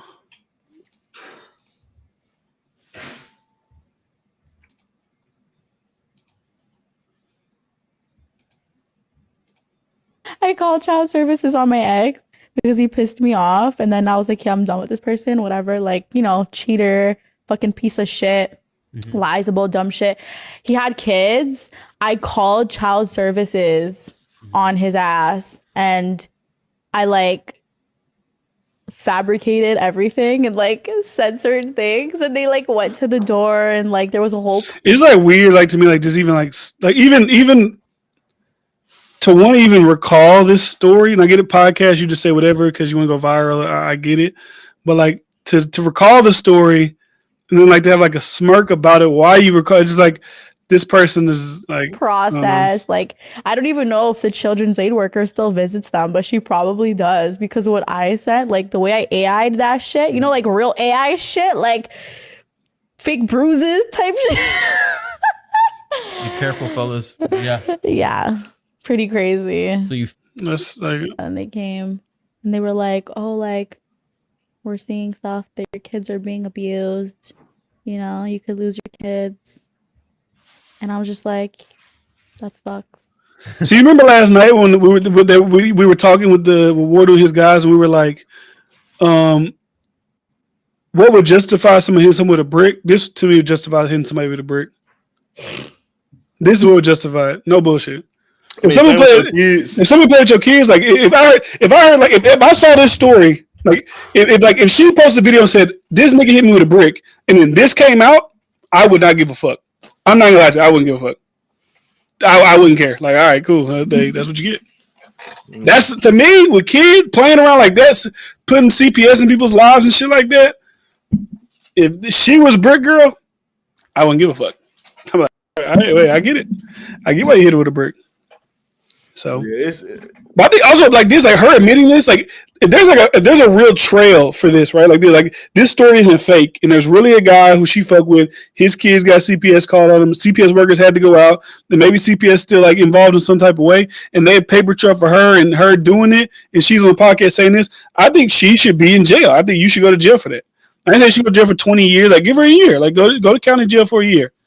And sitting there, that's not to me. That ain't shit to play with. Like you ruin people's lives. You can traumatize the kids. Like it's just like I think you should go to jail for like at least 2 years in probation because you could take the fact of misusing services and then also the fact that like you really harassing people with like a power that they can't control. Like that, bro. It's like I said with men. Or Peterson said this. I think his name Dr. Peterson, whatever dude that was trending a couple years back. He talked about how men can be Jordan B. Peterson. He talked about how men can be abusive, obviously through domestic violence and stuff like that. But women have their own ways of being abusive, and this is a perfect example of that. A lot of women know they could use the system to harm men, whether it's through trapping men with kids, lying on them, it's hitting themselves and making it seem like they got abused, or getting caught cheating. And saying the nigga raped them, and that even leads to back in the day used to lead to nigga getting hung. It could lead to so many other different things. Like they have their own way to harass men, and it could be just as lethal. Like I said, it's some real horror stories when it comes to how women can be bad people in a sense. Like when you talk about a dude being bad, it's like, oh yeah, he killed somebody, or he's a drug dealer or something like that. But women, it's they have their own version of being bad people too, bro. And this is a prime example. I think I reacted to something recent, not even recently, like probably like a year ago, where like the dude was fighting for his kids and shit, but the mama was just being petty or whatever. And then one day she's like sold the kids or sold the daughter for like sex so she can get some drugs. Like, oh yeah, for sure, that happens all the time. And the dude ended up raping and killing the girl, and like the girl could have been with her father now. It's just like women, like I said, they had their own way of just being some shitty people. Yeah, and it's like these stories don't really come out like that often because I don't know if it's just like a media thing or whatever. Like let's say like how if it was a white on white crime or like a white cop killing a white dude, like it ain't gonna get sensationalized like a white cop killing a black cop. Like I wonder if it's something like that or whatnot. But it like when men do something wrong, it's like, oh, these people be monsters, villains, and trend. But like when women do shit, it's like, oh, it's just like it's just life. It's just like whatever. I don't know. I say like I don't know. Like I said, I've been having like a little detox from social media. Like I ain't really been on that shit too much. Like I might see certain shit here, there, whatever. But like even like I'm just trying to get into the mindset of people. Like I always say, I really do think like clout and shit like that is like a drug. Like work. I mean, obviously with fentanyl you die, but like with this clout shit, like you make you do things you would never do. Like even this shit on the internet. And I actually trail. Oh, like. Because Twitter is a porn haven, so at first I thought this was like a fake thing, right? But when you just scroll through Twitter, you'll see that it's a real thing. Like when I saw this video, like they like bring out these guys that look deformed and shit like that, like they look weird, like A-Towns and all these type of niggas like that. Like and this girl, like I was like, oh, maybe this is a skit, but no, she really had sex with this nigga. Hey man, Make-A-Wish Foundation for adults. Like, bro, could you imagine like that? Like one thing, your daughter being in porn is one thing, right? But like. She now her it's like oh my god, I just don't. Yeah, I get it because you're saying she's doing it for clout for sure. Because she's like, I gotta be able to record it. And all that. No, ain't no way. And then like who how you always be like, oh, niggas will never like get with like a Brittany Renner's and da da da. Like I can see. How could you How could you make this your wife? Like how could you do that? Like I just don't see how you could do that. Oh yeah, she's definitely not gonna ever be somebody's wife. Like how do you like look at the type of shit she'll do? Like next nigga she gonna fuck is that white dude with what's his name? He ain't popping no more. He was, but was like Daddy Long Neck or some shit like that. Like you let this nigga I don't know. All right, cool. All right, social media is like we're going into like a weird we're going to this weird like world of social media and clout where niggas will do whatever to get on and niggas do whatever to be famous and women will do whatever because it's cool and nobody's going to judge me. I do think we need to get back to judging people. Like people need to be judged. People need to be criticized. Like it is what it is. Man, them So, OnlyFans girls, man. like even, Follow like, Amber Rose. I don't really care how much views it get you. I think it's weird when I see like I'll see like academics say like I was watching a live stream. He was talking about Adam because Adam did an interview with Vlad and he was talking about like how incest like shouldn't be illegal or some shit he was saying about incest, right? And academics was like, no, I'm gonna speak out. I'm gonna stand against this. But then for views and shit, you'll post the Island Boys kissing each other. It's like I just don't see like myself like I'm gonna post these niggas kissing each other for views. Like they've added a new member, like another nigga's like one brother's in the middle, one brother's like rubbing on nigga naked, and there's another gay nigga rubbing. It's like I'm not posting like that. I'm not promoting that. Like I'm not. I don't. It's just like it's too much shit going on. It's like That's I just. nasty too. It's just like a weird. It's just the shit's all weird. Like it's everything in social media right now on the internet. It's just weird shit. Oh, it It's like remind me. I like talking with you because like I don't know. It's like we're talking about real shit or whatever. Like even when we're talking about Ward on them, like I was like. I don't know, like just like all the shit we talk about is like also fucking stupid. Like in rap, like it's like when we're talking with Warder, we're talking about music, we're talking shit, Kendrick, but we're talking about musically and shit like that, and not whatever. Like that's fun. But all this outside shit now, it was cool. Niggas have a. I was like, all right, it's too much, bro. It's like let me detox from all this shit because it's all bullshit at the end of the day. It's like I don't know. It's just like one thing after another. Yeah, and it's like when you see like. Not saying Flacco, for example, but those type of channels of obviously like the World Star approach is like we're gonna put anything out there because it could be possibly a trending thing, whether it's distasteful or not. And then it's World Star. You can say TMZ kind of do that. It's like we're gonna do anything to get the clicks. We're gonna get anybody face or whatever. Like it just. It's obviously nasty, but it's like they kind of get dismissed by because they're not doing the action, but it's like you willing to put that out and share that to other people. And obviously a lot of kids be watching this type of shit. Like a lot of this content is just like, why is this content even being promoted? It incentivizes other people to try to do it. Like from like let's think about like Boom Gang, like this girl type shit like this. Like they all like World Star inspired type people. It's like I'm gonna do World Star type shit. Like that was like for a minute, you was like, if you know something about to go viral, you say World Star. And then it got to a point where you ain't gotta say that shit no more because it's gonna go viral on Twitter. It can go viral on anything. If when the Island Boys were making out with each other and everybody said these are two sick ass niggas who nobody should interact with, if everybody did that and didn't show them no attention after that, they wouldn't do that no more. But they did it. No Jumper when they interview them again.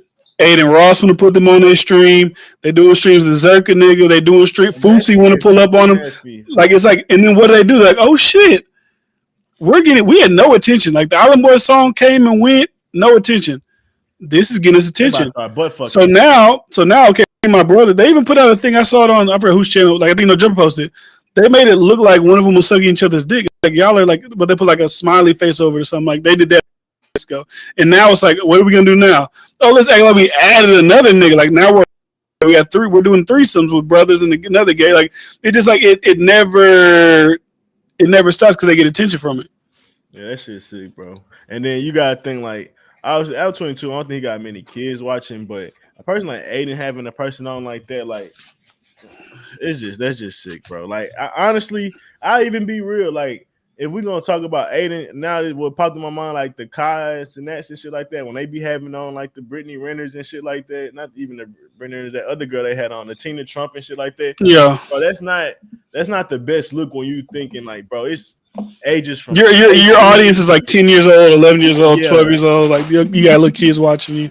Yeah, that shit kind of nasty when you start putting it in that aspect because it's like it's kind of hard to navigate because it's like. I'm 22. Like I'm an adult. You know what I'm saying? But it's like, but I have useful people that watch. You know what I'm saying? It's like, but I'm grown. But it's like I gotta cater to like I need to know how many 12-year-olds are watching me. You know what I'm saying? Like when you don't make grown content like that, when you make content that you know is directly aimed for people of a certain age, because.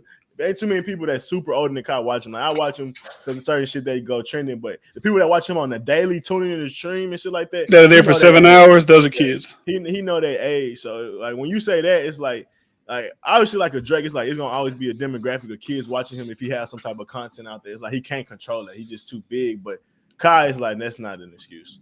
It's not an excuse. Yeah. Like even like the speed guy with the whole like sucking dick thing. This is like. Yeah, I think that's that's like an example. that's like what is that? That's like I guess that funny. I mean, like I said, but like you said, that's funny for like 12-year-olds. Like it's funny for like 11-year-olds.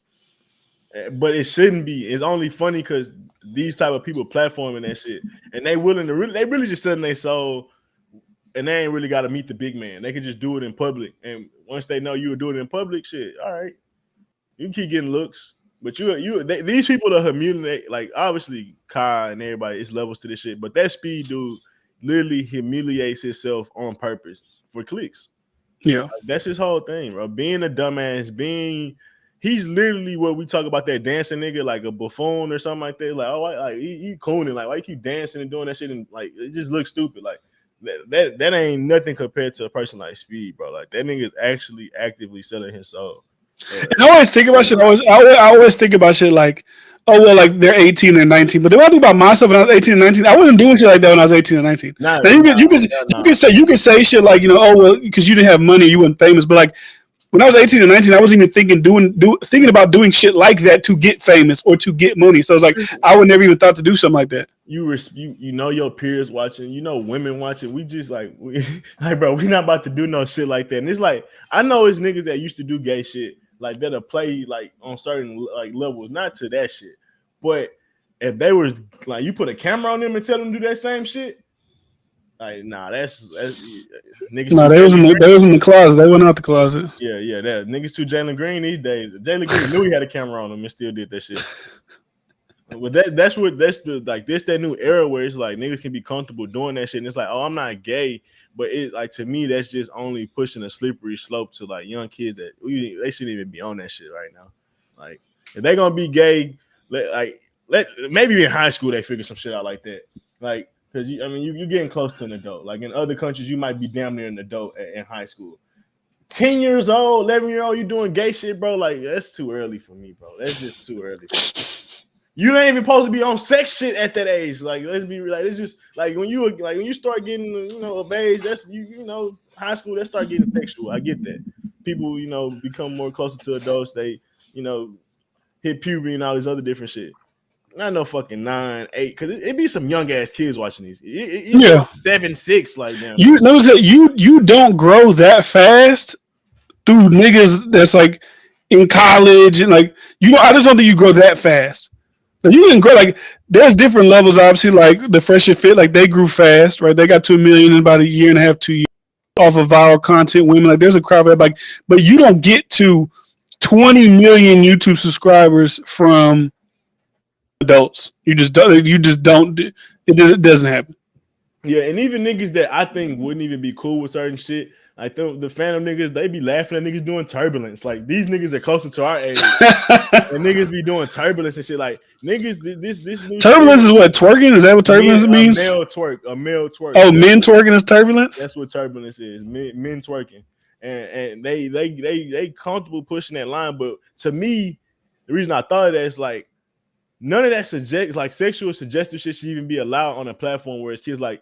YouTube X is this for kids, and if you click yes, it's a certain like parameters you have to meet. Twitch should be that off the rip. That's like predominantly certain people. Like they click to ban certain people, but like you shouldn't even be like he should have been got warning for suggested sexual. Alex Jones can't expose the COVID lockdowns on the way, but niggas could be watching hot tubbers doing shit. Porn. Yeah. I mean that's that's life, man. It's whatever wants to be pushed is whatever's gonna be pushed. That's just the way that it goes. So our chat, boy, it's all you can eat, nigga. One day flying low is Trail on the same team. One day, nigga flying low see a joke he can get off. Trail see a joke he can get off, nigga. Oh, they just like it's like fucking. And the thing about it is, it goes with the conversation, like. 2 conversations ago, both niggas was against war do. Some gay shit pop up. Now Flying was like, "Oh, Trail, you the gay nigga." So we back on your head. Pause. But like that's how shit go in the chat, man. I ain't gonna lie to you. War dude, Flying Low and Trail was the greatest robbery we had on this channel. It was a good 3-4 episodes. They had me dying. When I was in Utah, and then what happened? They met each other face to face. They locked horns, Trail dominated and Woodoo ran. That's just what happened. Niggas had a sword fight. You know, they friends. No, they fight. They don't fuck with each other no more, man. It all went down here. Nah, this shit funny. Trail L joke.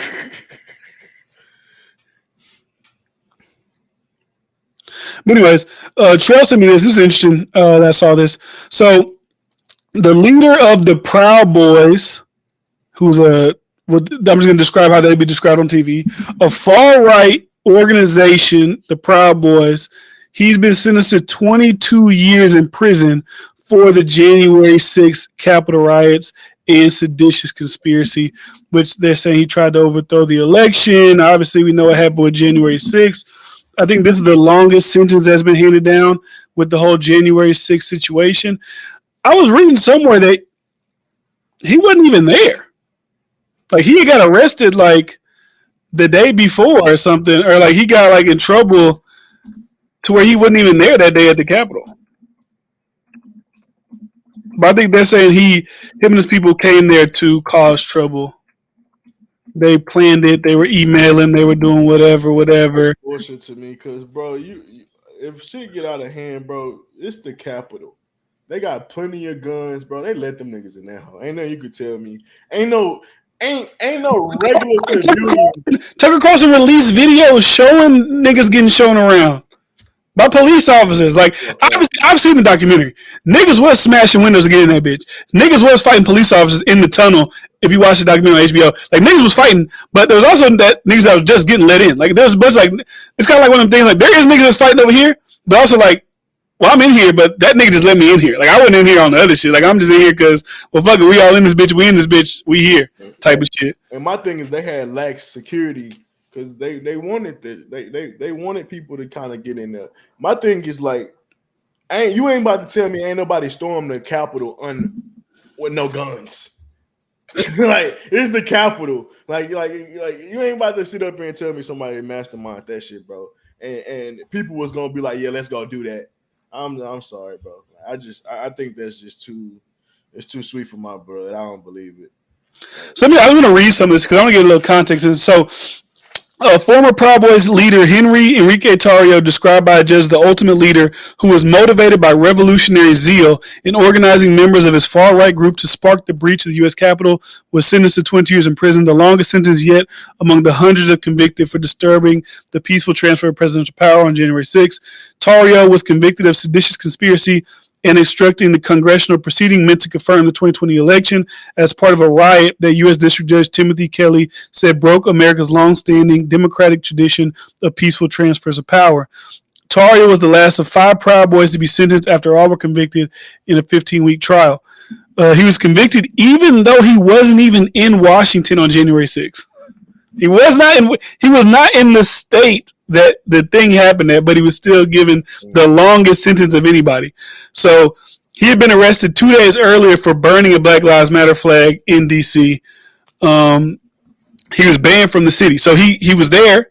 He burned a Black Lives Matter flag, got banned from the city, wasn't there on January 6th, but still got 22 years in prison. And I honestly, bro, I think it's honestly insane that they could lock people up for wanting to protest what's the name? We have the right to fight the government if we feel like something's unjust, like support our constitutional right. Like, how else are we supposed to appeal some shit without, causing a ruckus? Like, I don't think you should get that much time for a political move, because it wasn't nothing more than that. Nobody brought weapons. Nobody, like, it wasn't nothing. Even if they slowed down the process, that was the worst they did.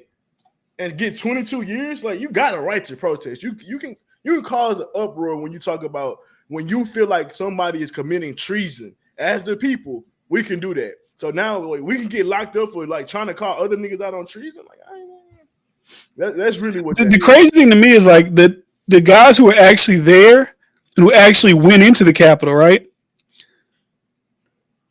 got less time than him.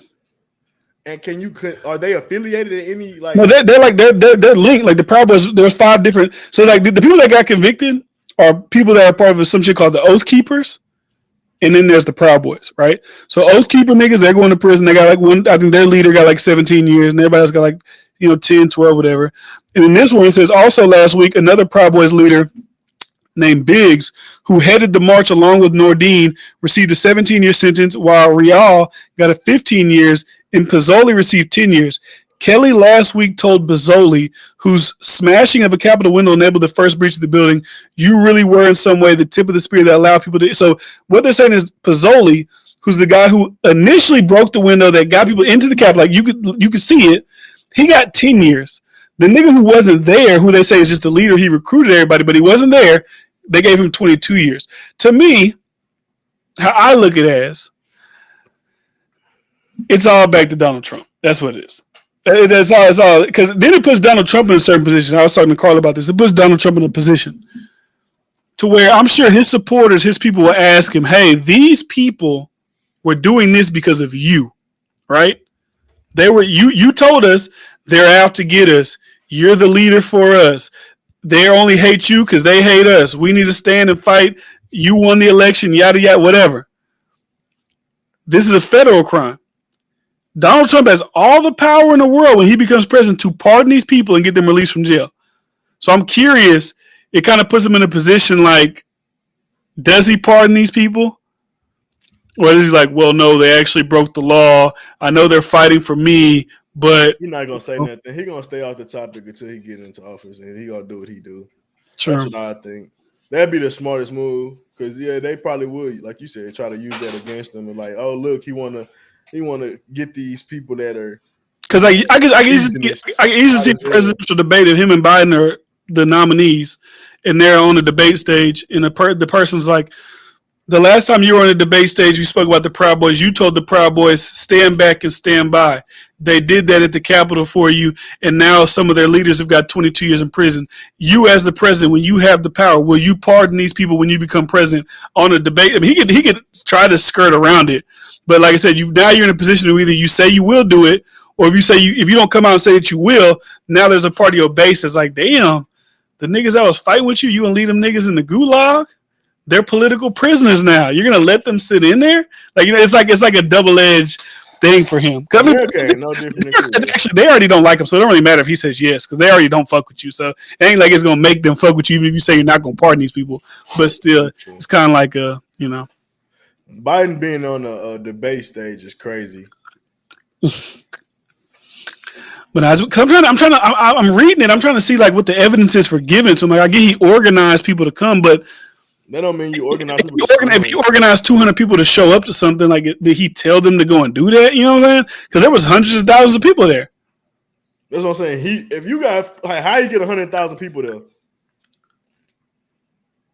Let me see. So, but prosecutors said he had recruited people to join in a violent assault on the Capitol to keep Trump in power and message them, don't fucking leave, as they led the storming of the building, causing the so they said they have text messages of him saying they're in the building, don't leave the building, causing the electoral vote count to stop for 6 hours. Kelly cited that message Tuesday in ruling that Turnt still had a leadership role. So him just telling them don't leave and then setting up, because you can set up protests and shit like that. So I don't think that's not illegal. Yeah. So just telling them breaking into that shit should not be worth 22 years over a protest.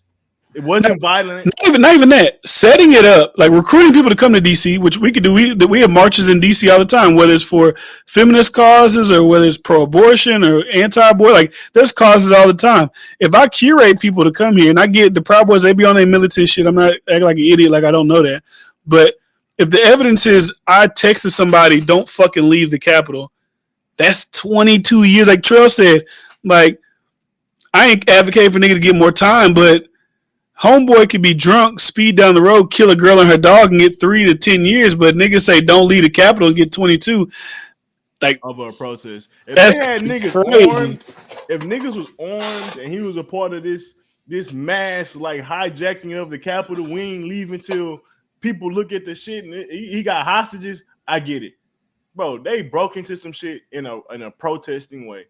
Like, ain't nobody died if I'm not mistaken, right? No, some police officers died, but some died later because of suicide. I think there was a guy who died that day, but Well, if that's the case, then that's a little And different. then regular people died. Some guy, he died of a heart attack. It was too much going on. Like, but not because like somebody killed them, but like because it was just like too much going on. Yeah. It's a crazy world we live in. And it was like originally the prosecutors asked for 33 years in prison. Nah, it's crazy. The judge agreed that the convictions qualified for enhanced terrorism penalty under federal law. Nah, you can't be a terrorist unless you got a real life threat. And that's like poison, bombs, guns. Even if it was a bunch of people came with knives and bats or something, but they didn't even do that, bro. They was with their body. And the fact that one nigga could breach a window and that's what led to the storming of the Capitol, bro, isn't like I just know I'm not that stupid. But even like to be real, like I wouldn't even have put that out because other nations could see that. Like, that's embarrassing. A nigga broke a window and now they can storm our Capitol? I thought this was the greatest force we've ever seen. Like, where's all this military might and power? How y'all's Capitol getting stormed through a broken window? Like, that just sounds embarrassing and unrealistic to me. Like, if first of all, let's be real with the monsters was that they thought Trump had a legitimate threat and sent out a legitimate threat. They view Trump as this enemy, right? So he said this out. Why wouldn't they prepare? Even if Trump was like, man, we about to storm it. Why wouldn't y'all prepare? It's like they almost wanted them niggas to do this shit. They wanted them niggas to be riled up. Even if like Trump did it or did it kind of like antagonize people, they was like, let them do it though. And that's like to me, it's like y'all playing a part in that shit too. But I can't even say I believe Trump was like tear down the council. Like the nigga just said protest, essentially. I just think, to me, it's like with the Trump thing. This is what it feels like. It feels like, okay, we're trying to get Trump out of here so he can't run, but we also want to take away the most, what they would say, powerful Trump supporters and get them the fuck out of here. Because, like I said, if Trump's if these guys are as powerful as they say, and they're able to organize all these people, right, and they're the only reason that these people are able to organize together. If you get them niggas out the way, you're kind of feel like you're clearing yourself from any kind of dissension and all that type of shit like that. But the thing is, like, all 100,000 of those people that were there weren't Proud Boys. If you actually look at people who got arrested for being in the Capitol, you see like real estate agent from South Texas and her friends took a private jet to the Capitol and she got arrested. It's like these aren't just like there's like people who fuck with Trump and they was there. Like it ain't just like these Proud Boy, I'm a militia whatever the fuck type niggas. I can understand. It's regular people. If it was only his people in the Capitol, wasn't no regular people, maybe I understand that. But yeah, math teachers probably in that bitch. Like it's regular people in that motherfucker. So it's just like, to me, it just feels like, and it also feels like they're gearing up for, obviously, Trump got charged with the January 6th shit. So it's like, okay, we charge these niggas and we blame Trump. I mean, we're blaming them for what's happening. Now we're going to use Trump's speech. We're going to use Trump's lack of action while it was going on. He should have been on Twitter more telling people to get out and run away and stop. He wasn't doing that. So I feel like it's just a thing to use against Trump when he starts his trial coming up. That's how I think about it. That shit goofy, man. I don't even know. Like this guy, this Ontario guy, these Proud Boys, that might be the most racist, vile, whatever, but it still feels like an organized thing to like get these people who they feel are a threat to them out the way. That's what it feels like. That's what it looks like, at least to me. Like, it's no like, regardless of what you think their stance is, kind of like a civil for them. This is their civil rights shit. Like it's like, hey, these are our leaders. And y'all using the federal government y'all aren't murdering them like y'all's murdering black leaders, but y'all are removing these niggas out the way. And then what you're also doing is deterring think about this. If you see him go to prison because he text niggas don't leave and he organized it, who do you think is going to be gung-ho to want to go and do it again? Well, shit, he got 22 years. It's like another part of deterrence as well. Yeah, that's true. So that's how I look at it. Well, Trump ended up going to jail. He can still win the presidency. How? What do you mean? He can still win, and we vote for him. I thought you can't run for president if you're a convicted felon. Yes, you can. No, you can't. Yes, you can. You can't vote. You cannot run for president. Yes, you can. They changed the law or something? It never been a law. I don't know about that one. There's a couple of rules to being the president. I thought that would at least be one of them. No, you can still be. You cannot be the president in jail. Yes, you can. A person. Hold on. Yeah, a person could be disqualified by conviction in a Senate impeachment trial, but a criminal conviction does not affect eligibility. That's crazy. You can't vote, but you could become the president. That nigga could become the president in jail, bro. That'd be the craziest shit ever. How does that work? Like, what? Because because in federal, but let's say that's federal, you could pardon yourself. I don't think in state shit he can't. So if in Georgia, if Georgia niggas be like, oh, we're gonna give you 10 years in prison, it's like, oh, but he's the president. Like, what do you do? You can't. Like, what happens there? the president gonna go to war with them states, nigga. It's gonna be some taxes. It's gonna get raised. It's gonna be some federal stipends that ain't getting sent. Like, nigga, it's gonna get real cold from the federal stance. Like, if Trump got that type of power, bro, you ain't trying to go. You ain't trying to go at the president like that. And I honestly, like, I just feel like he could backfire on them. Like, yeah, that's what like I don't think he should be a bitter or scoring president if he makes it in. But it's kind of hard to, like, as a human being, like, bro, these niggas really tried to end me. You know what I'm saying? Like, they tried to end me. They're trying to put me in prison, and now I'm the president again. I'm about to step on you. All that shit y'all was scared of, putting in judges who gonna overturn fucking. I mean, abortion's already overturned, but whatever the fuck y'all was scared of, all right, bet we rocking. We 100 degrees now. Like, I don't, you know what I'm saying? Like, if you start bringing racist, I ain't saying he should bring in racist niggas, but if he like, you know what, fuck it, we running this bitch out. Y'all, this how y'all was scared I'm gonna run it. Now I'm gonna run it this way. But I don't know what he's gonna do. He might play soft. We might go in and be like, you know, hey, I forgive y'all. You know, y'all are misguided. The mainstream media misguided you guys. But who knows? Knowing Trump, that ain't gonna happen. Who knows? If he gonna rant on Twitter, how he used to rant on Twitter. Imagine what he do in person if you really pissed him off. Bro, like I think I said this already. That there's the clip of him on the debate stages back in 2016, like him and Hillary, like, bro, he was carving her. He was like, this is the clip. This is this is right here. I just gotta play this real quick. It's like he was carving her ass up. Joe Biden gonna get cooked, boy. Then Flando say, "Why is so quiet for the damn side? Who running? It's Biden." It's Biden.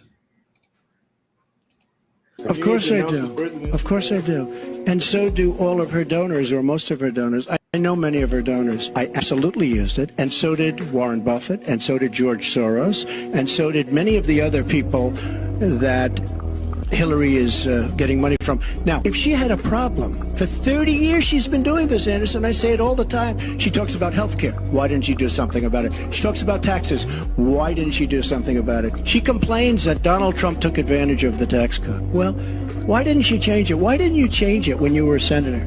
The reason you didn't is that all your friends take the same advantage that I do. But you wouldn't change it because all of these people give you the money. She doesn't do anything about anything other than talk. She has made bad judgment not only on taxes, she's made bad judgments on Libya, on Syria, on that Iraq. shit. I mean, her and Obama, whether you like it or not, the way they got out of Iraq, the vacuum they've left, that's why ISIS formed in the first place. They started from that little area, and now they're in 32 different nations, Hillary.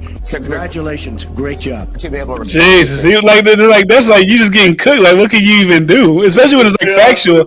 Like, you can't even say nothing. Like, you complain about my taxes, but like all the niggas all your rich donors don't pay taxes. None of these niggas pay taxes. So like, why is that even an issue for you? Hillary Clinton probably figures out a way to avoid paying taxes. So it's like, it's just too. All Hillary wanted to do in that moment is shoot that nigga. She was like, man, this trying to nigga put is him on the rest of the list with all them other dudes. like, bro, like this nigga is cooking me. It's nothing you can say. Like, like you said, she don't pay taxes. She one of the elites. If we look at the Clinton Foundation and all that different shit, how they've been in Haiti and plenty of other different things, they do plenty of shady shit. So the thing about Trump is all the politicians got dirt, but they usually play fair to a certain degree. Trump was willing to lay it all on the line. And I think that's of course like that's why Hillary and the Democrats don't like him, but that's why a lot of other people of like business interests don't like him as well. Cause it's like he knew the shit that, like, let's be real, Obama knows shit, but he's a senator. Like he wasn't in the economy. He wasn't making moves in the like as far as Fortune 500 companies. He wasn't he ain't got that type of level of education. Who? Obama or like certain other presidents, like say Bush, like he was a military dude. Like he got his military. Like obviously his family's politics for life, but like he's not like the most wisest dude. He was in fighting in military and shit like that. Like he's not someone like a Trump. Like Trump and was been dealing with like the richest of the richest way longer than them, man. It's more based on kind of certain moves. He got more like he has the more like y'all are in politics. Trump is around the niggas who actually run the politics. You know what I'm saying? Exactly. The niggas who are giving y'all the money. He's one of the niggas who probably used to give y'all the money. Exactly. I want this development here. Who do I got to grease in Washington to get this development over here? Exactly. Like he's around those people that are pushing the politicians, and now he becomes a politician. And the fact that he know that type of shit, bro, is like that ain't the type of candidate they like. They like their candidates to come in and just be like. I didn't know. Like I was watching the Tucker Carlson Obama shit about the guy coming out saying like he had sex with Barack and about that. He did cocaine with Barack. I didn't know Barack's rise. I just know this is the first black president. Everybody vote for him. Mm-hmm. I didn't know he was like a lawyer, and then he became a senator. And then 2 years later, he became the president. It's like I don't know where that's really happened. Like, were you a senator? You're in public office. You're a senator for 2 years, and then you're the president. George Bush, that makes sense. He's the governor of Texas. His daddy was a president. Like that makes he's not a nigga coming out of nowhere, right? Yeah. Obama should like 2 years as a senator and then like the president of the United States. Yeah, and that's why people start breaking down where did this guy come from. He's an industry plant. That might be the greatest industry plant of all time if he is, because that's like to be a senator for 2 years from Illinois and then become the president and be like one of the most like obviously forward-facing famous presidents ever. Like we probably talked about forever. Like there's a lot of presidents that we don't know. You could probably name a handful of presidents off the top of your head, like who were just noteworthy. Obviously Lincoln, obviously Washington. You can get into like Jefferson, people like that, and obviously the Bushes because that's kind of our era. Clintons, whatever, Bush, whatever, Reagan. But Obama is one of them presidents now. When there's 100 presidents, he's gonna be that name. It's like Obama. Like we know him. Like Trump's definitely he cemented himself as a president. It's gonna be probably talked about forever. But you don't want to be that 33rd president that nobody fucking knows. Like, who the fuck is that guy? Yeah. But yeah, Obama's rise was definitely weird. People like, obviously he could have been like this, dude that nobody knows in Yale, but they were saying people don't recall him going to Yale. Like, nobody could. Like, he went to Harvard, I think. Harvard? I think he went to Harvard. I thought it was. Because Michelle went to Harvard. Yeah, he went to Harvard Law School. He never went to Yale? I don't know. The niggas going to Yale and they go to Harvard. I think some people. I watched the old documentary. He went to Columbia, which is still like one of those type of. It was one of them schools. I knew it was like a blue school. I don't even know if Yale blue. I'm just capping. But it's one. It's like it's either crimson or blue for these fucking them type of schools. Yeah, it was. They were just talking about like he not from America and all this other different stuff, birth certificates and all this other stuff. So. It could be like one of the biggest industry plants for sure, like agent type shit. Like, and it's kind of crazy because it's people saying it now. It's like we know Biden don't run the country, but that could be the fact for a couple years now. Like, the Spin documentary, Clinton wasn't really smart. Like, he was getting told shit. Like, who really be running these niggas? But like you said, it's the niggas like Trump back in the day, or. Because even like when I look at the whole, like when I think about, because I watched this dude put out a documentary about like how we got to war with Iraq and shit like that again. And it was like, even like the whole, like, okay, George Bush's daddy is dealing with this Iran-Iraq shit in his time. Then you had Bill Clinton. I don't really know what Bill Clinton's main thing was. Maybe Bill Clinton's shit was like crime and the crime bill. That was his main. Like, people really know him for. And it's like, okay, we want to get back to the war shit. Let's put his son back in there, and then let's get to the war shit. You know what I'm saying? Like, that's what it feels like when you really just look at the landscape. And then maybe Obama, you throw him in there, and now it's like diversity. Now you see how now we are now that he passes the. You know, and I said I ain't got nothing wrong with gay people, but like it just looks like okay, you're the president that fits the agenda that we want for the future. You're a black face. It's diversity. Let's move this direction. And then Trump. Now we want to bring you in because now we want to super polarize every single conversation. Like everything is polarized. Everything is. Now we got you in. It's very inflammatory. You know. Then we got the COVID. Then we got Biden. Let's try to calm it down. It just feels like right now. It just feels like a little whatever. But I just want to play this other clip of Trump and Jeb Bush. This is a tough business to run for president. I know you're a tough guy, Jeb. And we need to have a leader that is real principled. tough. You're never going to be president of the United States by insulting your way to the presidency. Let's see. I'm at 42 and you're at 3. So Doesn't matter. far I'm doing better. Doesn't matter. So far I'm doing better. You know, you started off over here, Jeb. You're moving over further and further. Pretty soon you're going to be off the end. This doesn't do a thing to solve the problem. He just didn't give a fuck. And what he said was true. Like when they was, because you know how they do the primaries, right? It's like if you're in the middle, those are people who are like the highest polls, and you know what I'm saying. He's like, Jeb, you keep moving down the. And then what happened? Like 3 weeks later, Jeb Bush suspends his campaign. He's done running for president. It's like Trump threw a monkey. I think Trump really threw a monkey wrench in on it because the establishment may have wanted another Bush to be the president for all I don't know, but maybe it was Jeb. They're like, okay, well, you're a Bush, your brother was there, your daddy was there, now we're going to put you there. Or it could have been Ted Cruz, you know, maybe another governor, or no, he wasn't a governor, senator from Texas. You know, you're good, you were a lawyer, you worked a lot with the Supreme Court, yada, yada, yada. Let's put you in there. But Trump came and kind of like blew their whole shit up. Well, actually, no, Hillary would have won. Hillary, if it wasn't for Trump, Hillary would have probably beat. You know Hillary. He would have beat all these guys, definitely. Yeah, she was a killer. Yeah. Should have did whatever. No one in our circle gave a fuck. I ain't gonna lie, I didn't give a fuck about politics before Trump. That's one thing I say about Trump. He made me more aware of like when Bill used to be talking about that politics, liberal, conservative, whatever. I didn't even know what the fuck none of that shit meant. I didn't know what a Republican like. I didn't even give a fuck about none of that shit. But the one thing about Trump, he did make niggas aware of what the fuck really going on. And start reading into politics and more about history and what's going on and shit like that. That's true. But for sure, that is true. Because even Styles P, he got a little backlash because he said he liked when Trump was in because black people were more aware of what was going on. He felt like with Joe Biden, people kind of went back to like relaxing and shit. Like niggas ain't really up on what's going on because it's not constantly in your face 24/7. You barely hear Biden speak. He's not really talking about shit. It's just kind of like he's just laying low at the moment, you know? The docile president. Yeah. What they do, they woke everybody up. They got everybody riled out. They got us all polarized. We hate each other. Now they got the president that's docile. People going back to sleep. What are they about to slap us with next? Alex Jones thinks it's more lockdowns. I don't know. Who knows? They are making it there. You know, I don't know. I'm not going to. Who knows? I don't know what's next. And they did. He did. I watched the Alex Jones video. Some people on Twitter. Joe Biden did say last week they put approval for a new vaccine. Even if you got it or you don't, if you got it before it, they're pushing for another one for you. So I don't know. Yeah, believe it at that. And then he said niggas like giving money to Ukraine. You gotta think about that. If Biden get into office, that Ukraine war definitely happen. They can't really push it. Right They're now. Giving. They can't really push it right now just because it's like you don't want to affect your numbers going into the next election because you don't really know if people really fucking with you or not. Obviously, people not fucking with him. But if he get elected, he definitely going for it.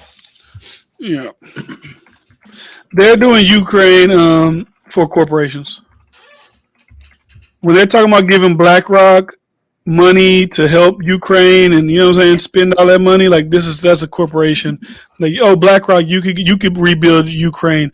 Vanguard, you can rebuild Ukraine. Like, you know what I'm saying? It's clearly BlackRock like one of the biggest companies as far as the economy. So like, and they supposed to be on some shiesty leveraging shit that they ain't really supposed to be on. Just how like the shit crashed before.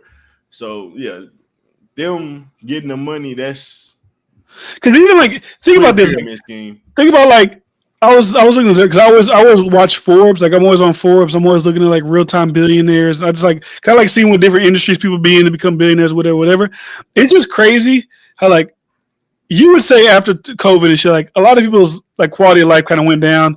Inflation's kind of going crazy. It's high, but like billionaires just went crazy. Like they went from like not minuscule, they were billionaires, but like if you just look at a lot of them, like their shit from like look at Warren Buffett. He was 2020 and he just shot up 67, 96, 100. This year they're taking a little bit of a dip, but you go from here to 100. Bill Gates, I think Bill Gates, but even like 98, you go to 124, 129. Mosquitoes and shit. Michael Bloomberg, he go to 48. Now he's at 94. These niggas, you go from 36, now you're at 84, 90. Like these niggas getting richer.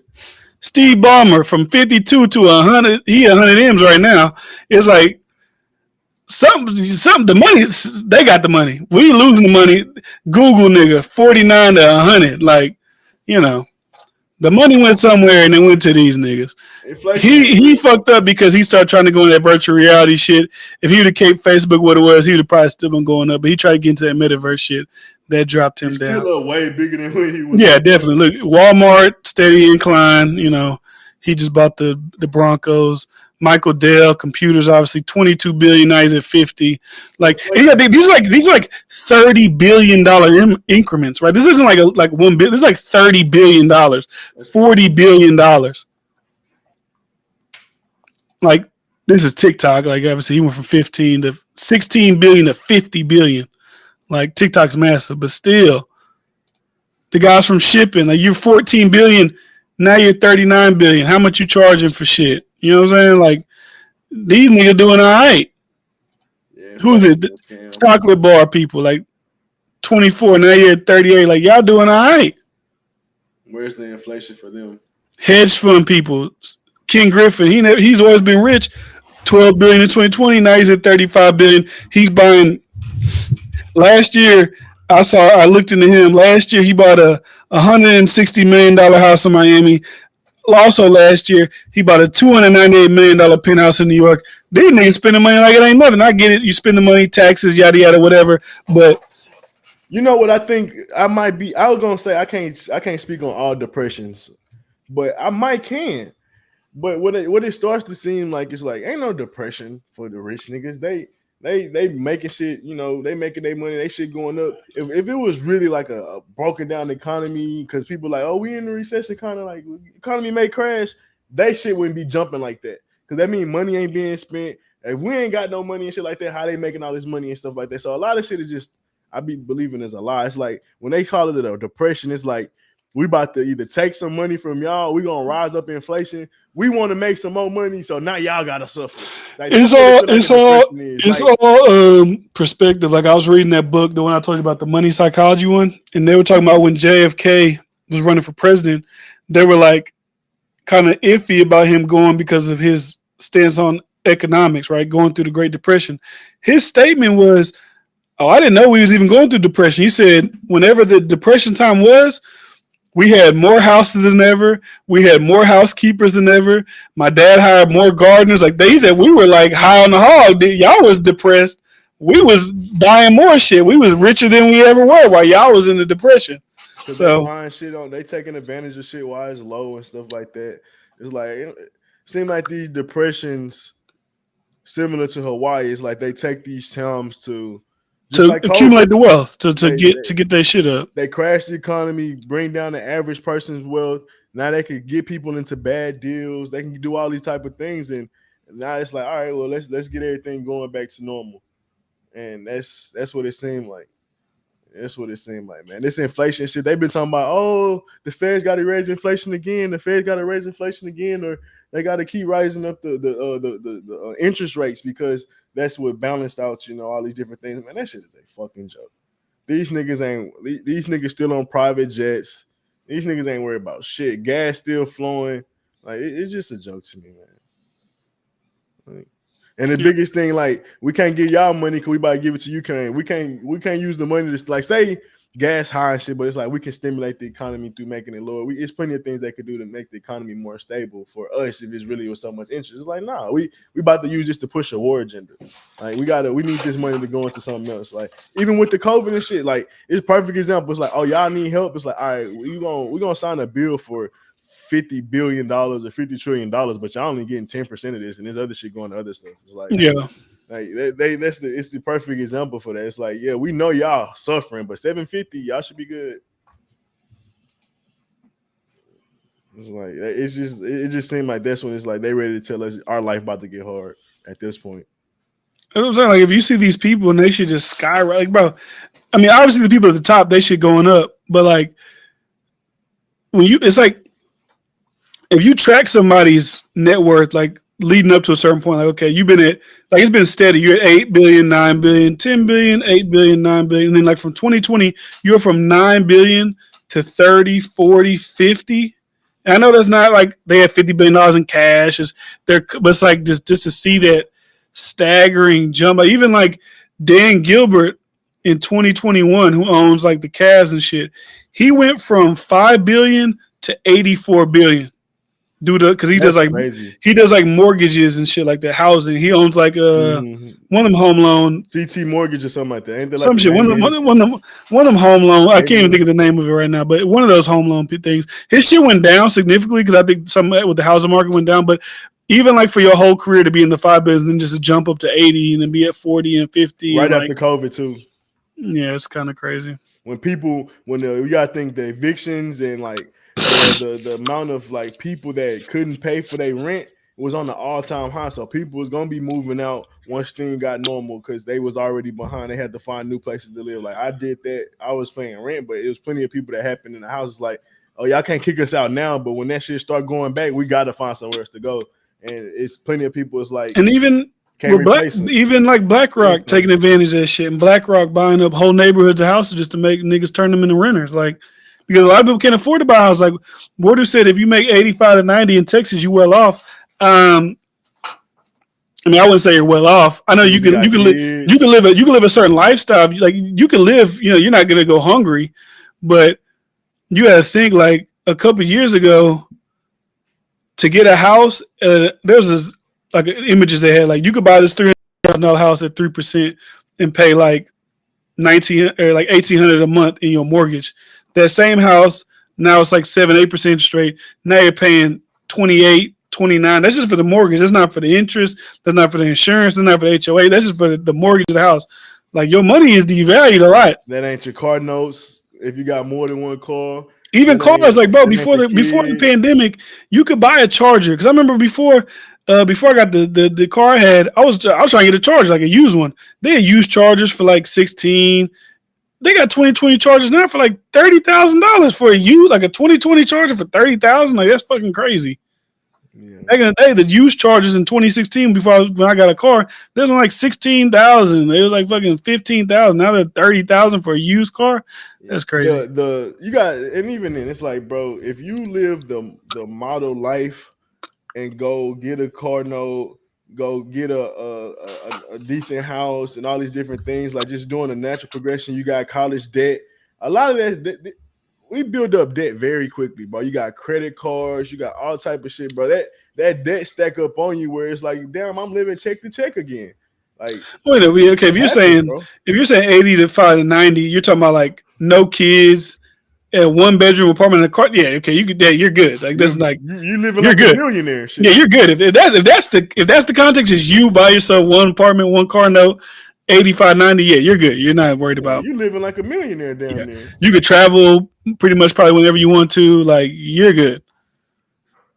Let me show a little love for my season ticket somewhere if you feel like it. Like you can do whatever the fuck you want to do. Let me show a little love for my African brother, richest black man in the world, Aliko Dangote Cement, the continent's largest cement producer. He went from 8 billion, now he's up to 14. Who knows how much money China is investing in Dangote Cement? I don't know, but the billionaires are doing all right. The billionaires are on the up and up. Yeah, man, I've been watching this dude that break down people economy, like economics and how they spending habits and stuff. He like the Kevin Samuels of spending. It's a little chubby. I think I talked about him before. He's like a little Jewish kid or whatever. And these dudes be having nice jobs. Like dude making I think he was making like 120K, something like that. And his wife make another 60K, and they stressing on bills and shit. It's like obviously that's stupid, right? He got grilled by the dude. It's like you made just dumb decisions back to back, but it happens, man. People start spending and don't realize how quick them bills will stack up on you, bro. I can say like at one point when I started making more money than I've like made, it's like the problem is sometimes you might elevate your lifestyle a little bit too quickly. You know what I'm saying? Like maybe you should just stay. Like if you make more money, my advice to anybody: if you live in a lifestyle right now and you cool with that lifestyle, and you add on like let's say extra 30,000-40,000, stay in that lifestyle that you had for at least a while. Stay there for don't just like automatically upgrade. Don't go get the 2-bedroom high rise or whatever. Like don't like upgrade immediately. Allow yourself time to get used to that money and see what that money actually looks like on a consistent basis, and then like, okay, I can manage to go people will start to that level. moving and spending the money before they realize how, like you said, how it really gonna come in and how it looks like. Yeah, because when you start breaking that shit down in the checks, if 90K, what you making? What 5K, 10K, like around like 8K a month, maybe. Well, like depends, something like that. So it like. In Texas, that's great for sure. Like, yeah, you making 8K a month, but if you got kids, you want to go to like put them in private school, like you want to save for shit, insurance, Medicaid, like shit. Yeah, if you working, y'all both working good jobs, like daycare, like that shit can add up. You in a nice house, y'all got good jobs, like you can end up only being like you can only have room for the shit that you got. You just like you start not being able to expand. Like that's just because if you make 90K, you divide that by 12, that's $7,500, right, a month. You divide that by 2, that's $3,750. That's before taxes. After tax, you're probably looking at like $2,900, maybe $2,800, depending on like I said, if you got a family like I do, and they take out insurance, that shit ain't cheap. My mom used to be complaining about having to pay for insurance. Like, that shit's not cheap because they take out every check, so you can take a worry about that. So you might have some money going to your 401k, so that's some money coming. Oh, I would definitely recommend any nigga who got a job get that hoe. But I didn't even know I had one, and I just randomly got an email, and I looked at it. I said, "Hold on, that money's been going in here this whole time." I didn't even know I had a 401k. That's beautiful. I didn't even know I had one. That shit stack up quick. I don't know your percentages, but they usually match it. But I would put like 20. I would put in the max that they would match. It's not like so much where it's like, oh my god, but it's like one of the things like, oh, I didn't even know that was happening. So when you see it, you're happy with that number because you're like, I didn't even know that was fucking going on. Like this money's just like, And then you can put that money into certain hedge accounts or whatever. They can invest it for you. Yeah, they can invest it for you. It can go up incrementally with a percentage. Say that something goes up 8% a year or 6% a year. So that shit starts to really rise, bro. I seen my shit do that. So my 401k was through Fidelity. I think I had made like an extra 200 or 300 just based on the percentage it moved. But even if you don't have that, there's many ways you can build your own 401k with just saving and putting money to the side, and that shit do that. So like, look at your 401ks, bro. It's a beautiful thing. Look at this guy right here. Zhang Risheng Chair Shenzhou listed vaccine firm Chongqing. He went from 7 COVID time, 24 billion vaccine maker, went up damn near 20 bill in a year.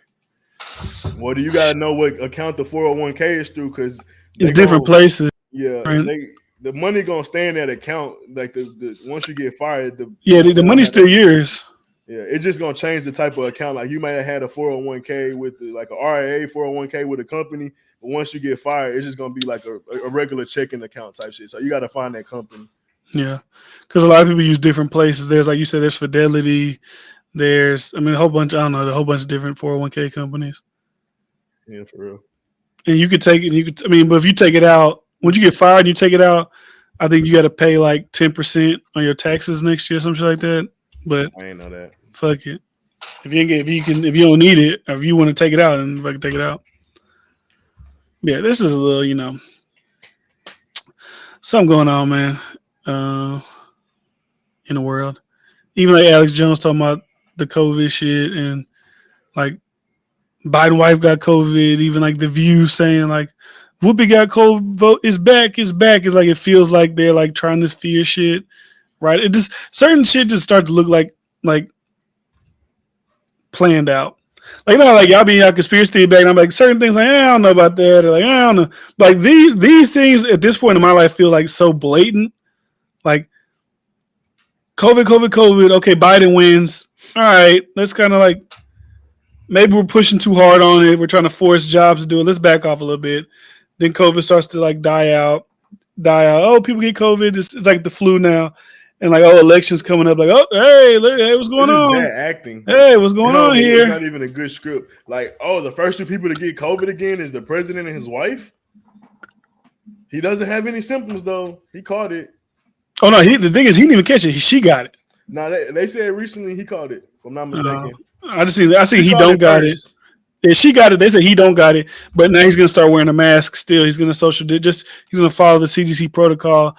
We advise everybody to get their things. He even, like I said, when he said like we're gonna administer or we're approving another vaccine, even if you got those, get this one. It's like I don't know. Hey, y'all need Vince McMahon. He write better scripts than this. Like I said, everything just feels like it all ties back to the election. Like we had all this time to indict Trump. Now we're right before all these indictments, they all roll out the same time. Boom, boom, boom, boom, boom. We roll them hoes out all in the same year. Georgia, New York, federal, Florida. Boom, boom, boom, boom, boom. No, we're going March 6th, right before March 5th. We're gonna start your trial. Right before Super Tuesday, when 8 or 9 states do their primaries, like that don't feel. You know what's funny? Like that don't feel like a thing. Trump technically don't have to show up. He could have his lawyers just like be present for him. I don't know criminal. I don't know how that works. I know it's civil trials that they like do. If you're not, I don't know how that works. I don't know how that works officially, but I feel like if you're not arrested, you don't have to come to trial. Long as like maybe I'm wrong. No, you're wrong. He got to show up. Because he has to, you got to face your accusers. You got to, you got to be like, there's certain things you got to do. I think it's civil. You got to do that every day in trial. Yeah, when you on trial, yeah, definitely. Because you got to think if niggas they would just be like at home, like. But also, that's not a good look. Like if you're on trial for something, I feel like just from a jury aspect, like, oh, this motherfucker's not here. He's running for president though. He got an excuse. It ain't like this nigga hiding. It's like I'm not here because I'm running for president. I'm sure he'll address certain shit in the public as the trial go on. But it's just crazy to me that they're like the day before when the biggest primary day, we're gonna start your trial. It just feels too obvious. Like let's see. So Super Tuesday. Super Tuesday in 2016 was 1, 2, 3, 5, 6, 7, 8, 9, 10, 11, 12, 14 states did their primaries in one day. And they got him going to trial the day before that day. I'm assuming they think like, well, he's on trial. Let's not vote for this guy. You know what I'm saying? We don't want to deal with that. I'm not going to do it. And that was the day that Super Tuesday 2020 was the reason why Joe Biden pulled away from Bernie Sanders' ass and then propelled him to become Democratic nominee. So that's big implications, especially because like Democrats, they're not doing a primary. Like Joe Biden's going to be like, I get it, RFK, Marianne Williamson, they want to. They're not like the establishment. They're behind Biden 100%. They're not even allowing the niggas to do debates. So they're not even trying to have anybody else be able to challenge. Which is crazy because we're supposed to be in a democracy. That's just the way, They should at least get a chance to run. But like I said, they don't want that because, like I said, money behind Biden. Yeah, they already got the ball rolling with Biden. Man, that's crazy. I ain't gonna. I'm looking at the 28 election, 28, and then we can get off here after this. I'm just looking at shit now. 2008 election between Hillary and Obama. I really want to go back and look at that. Like, how was Hillary talking about Obama? Was she like attacking him on a regular basis? Because that's her opponent. She was trying to be the president. I wonder how that went. Because she on the Super Tuesday in 2008, they had 23 states did it. She won 10 of them. He won 13 of them. So it ain't even like he just skated and blew her out the water. She got 100. She got 834 delegates that day. He got 847. So it was kind of a close race back in the day. I don't know. I gotta do some research. I want to see like how that campaign was between those two at that time. Was it like a friendly, like, oh, that's Hillary, well, that's Obama? Or was it like, he don't know shit, he's only been a senator for 2 years, I've been a senator, my husband was Bill? Like, I wonder how she was playing it. But yeah. Damn, Jesse Jackson. Okay. I'm just reading shit now. Like, okay, we're about to get out of here. 1988, right? Michael Dukakis, he won 8 states. Al Gore won 6. Jesse Jackson won 5 whole states back in the Super. He won 5 states. That's crazy. In 1988. Salute to Jesse Jackson, man. He was getting them votes. He could have been the first black president. That was revolutionary times back then. That's crazy. 5 states. If he would have been the first black president in 1988, that would be crazy. Especially because he's such a meme like now. Yeah. But yeah, anyways. Shit, they need to run my money. Oh, yeah. Ain't no democracy when there's lobbyists involved. Yeah. You see how like we went on that whole thing? Like this, we have the least amount of viewers talking about the real shit, but like to me, that's the most like exhilarating shit to talk about. All of the bullshit, like Island Boys, Boost, I don't give a fuck. Like, go read it. This I've been seeing on TikTok, like top business books and sales, and this is a good book right here. Y'all should read it. Persuasion: A Revolutionary Way to Influence and Persuade by Robert. He has another book too. That's a great book. The first one is just influence, but this is just influence is just showing you how people try to use you and how to combat that. This is just how you could be more persuasive in life. I have to get that. Good book. I recommend it. It's been fun, man. It definitely was a good combo today. We back to podding. Yeah. Trail don't give a fuck. Yeah, see, Trail want to talk about Trail want me to talk about 1090 Jake snitching, and he's a white boy who tells on black rappers that snitch, but he's also a snitch. But he has the black aesthetic. Like, there's not really too much to say. Like, it's there. Like, that's what it is. Like, that's what he is. Goofy shit. It's like, But yeah, that's it, man. Hope y'all enjoyed. Have a good night. Order whenever you guys want to do the verses. I forgot which verses that y'all was trying to set up to do. Let me know. We could try to figure out a date to set it up. And I will reiterate this. If K9 does do Kendrick Lamar, he will lose.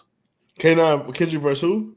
No, it doesn't really matter who. The way I can see him structured, like thinking that he's gonna play shit from Overly Dedicated and beat like Big Sean's and shit. Like, I lost playing Kendrick Lamar's biggest fucking records.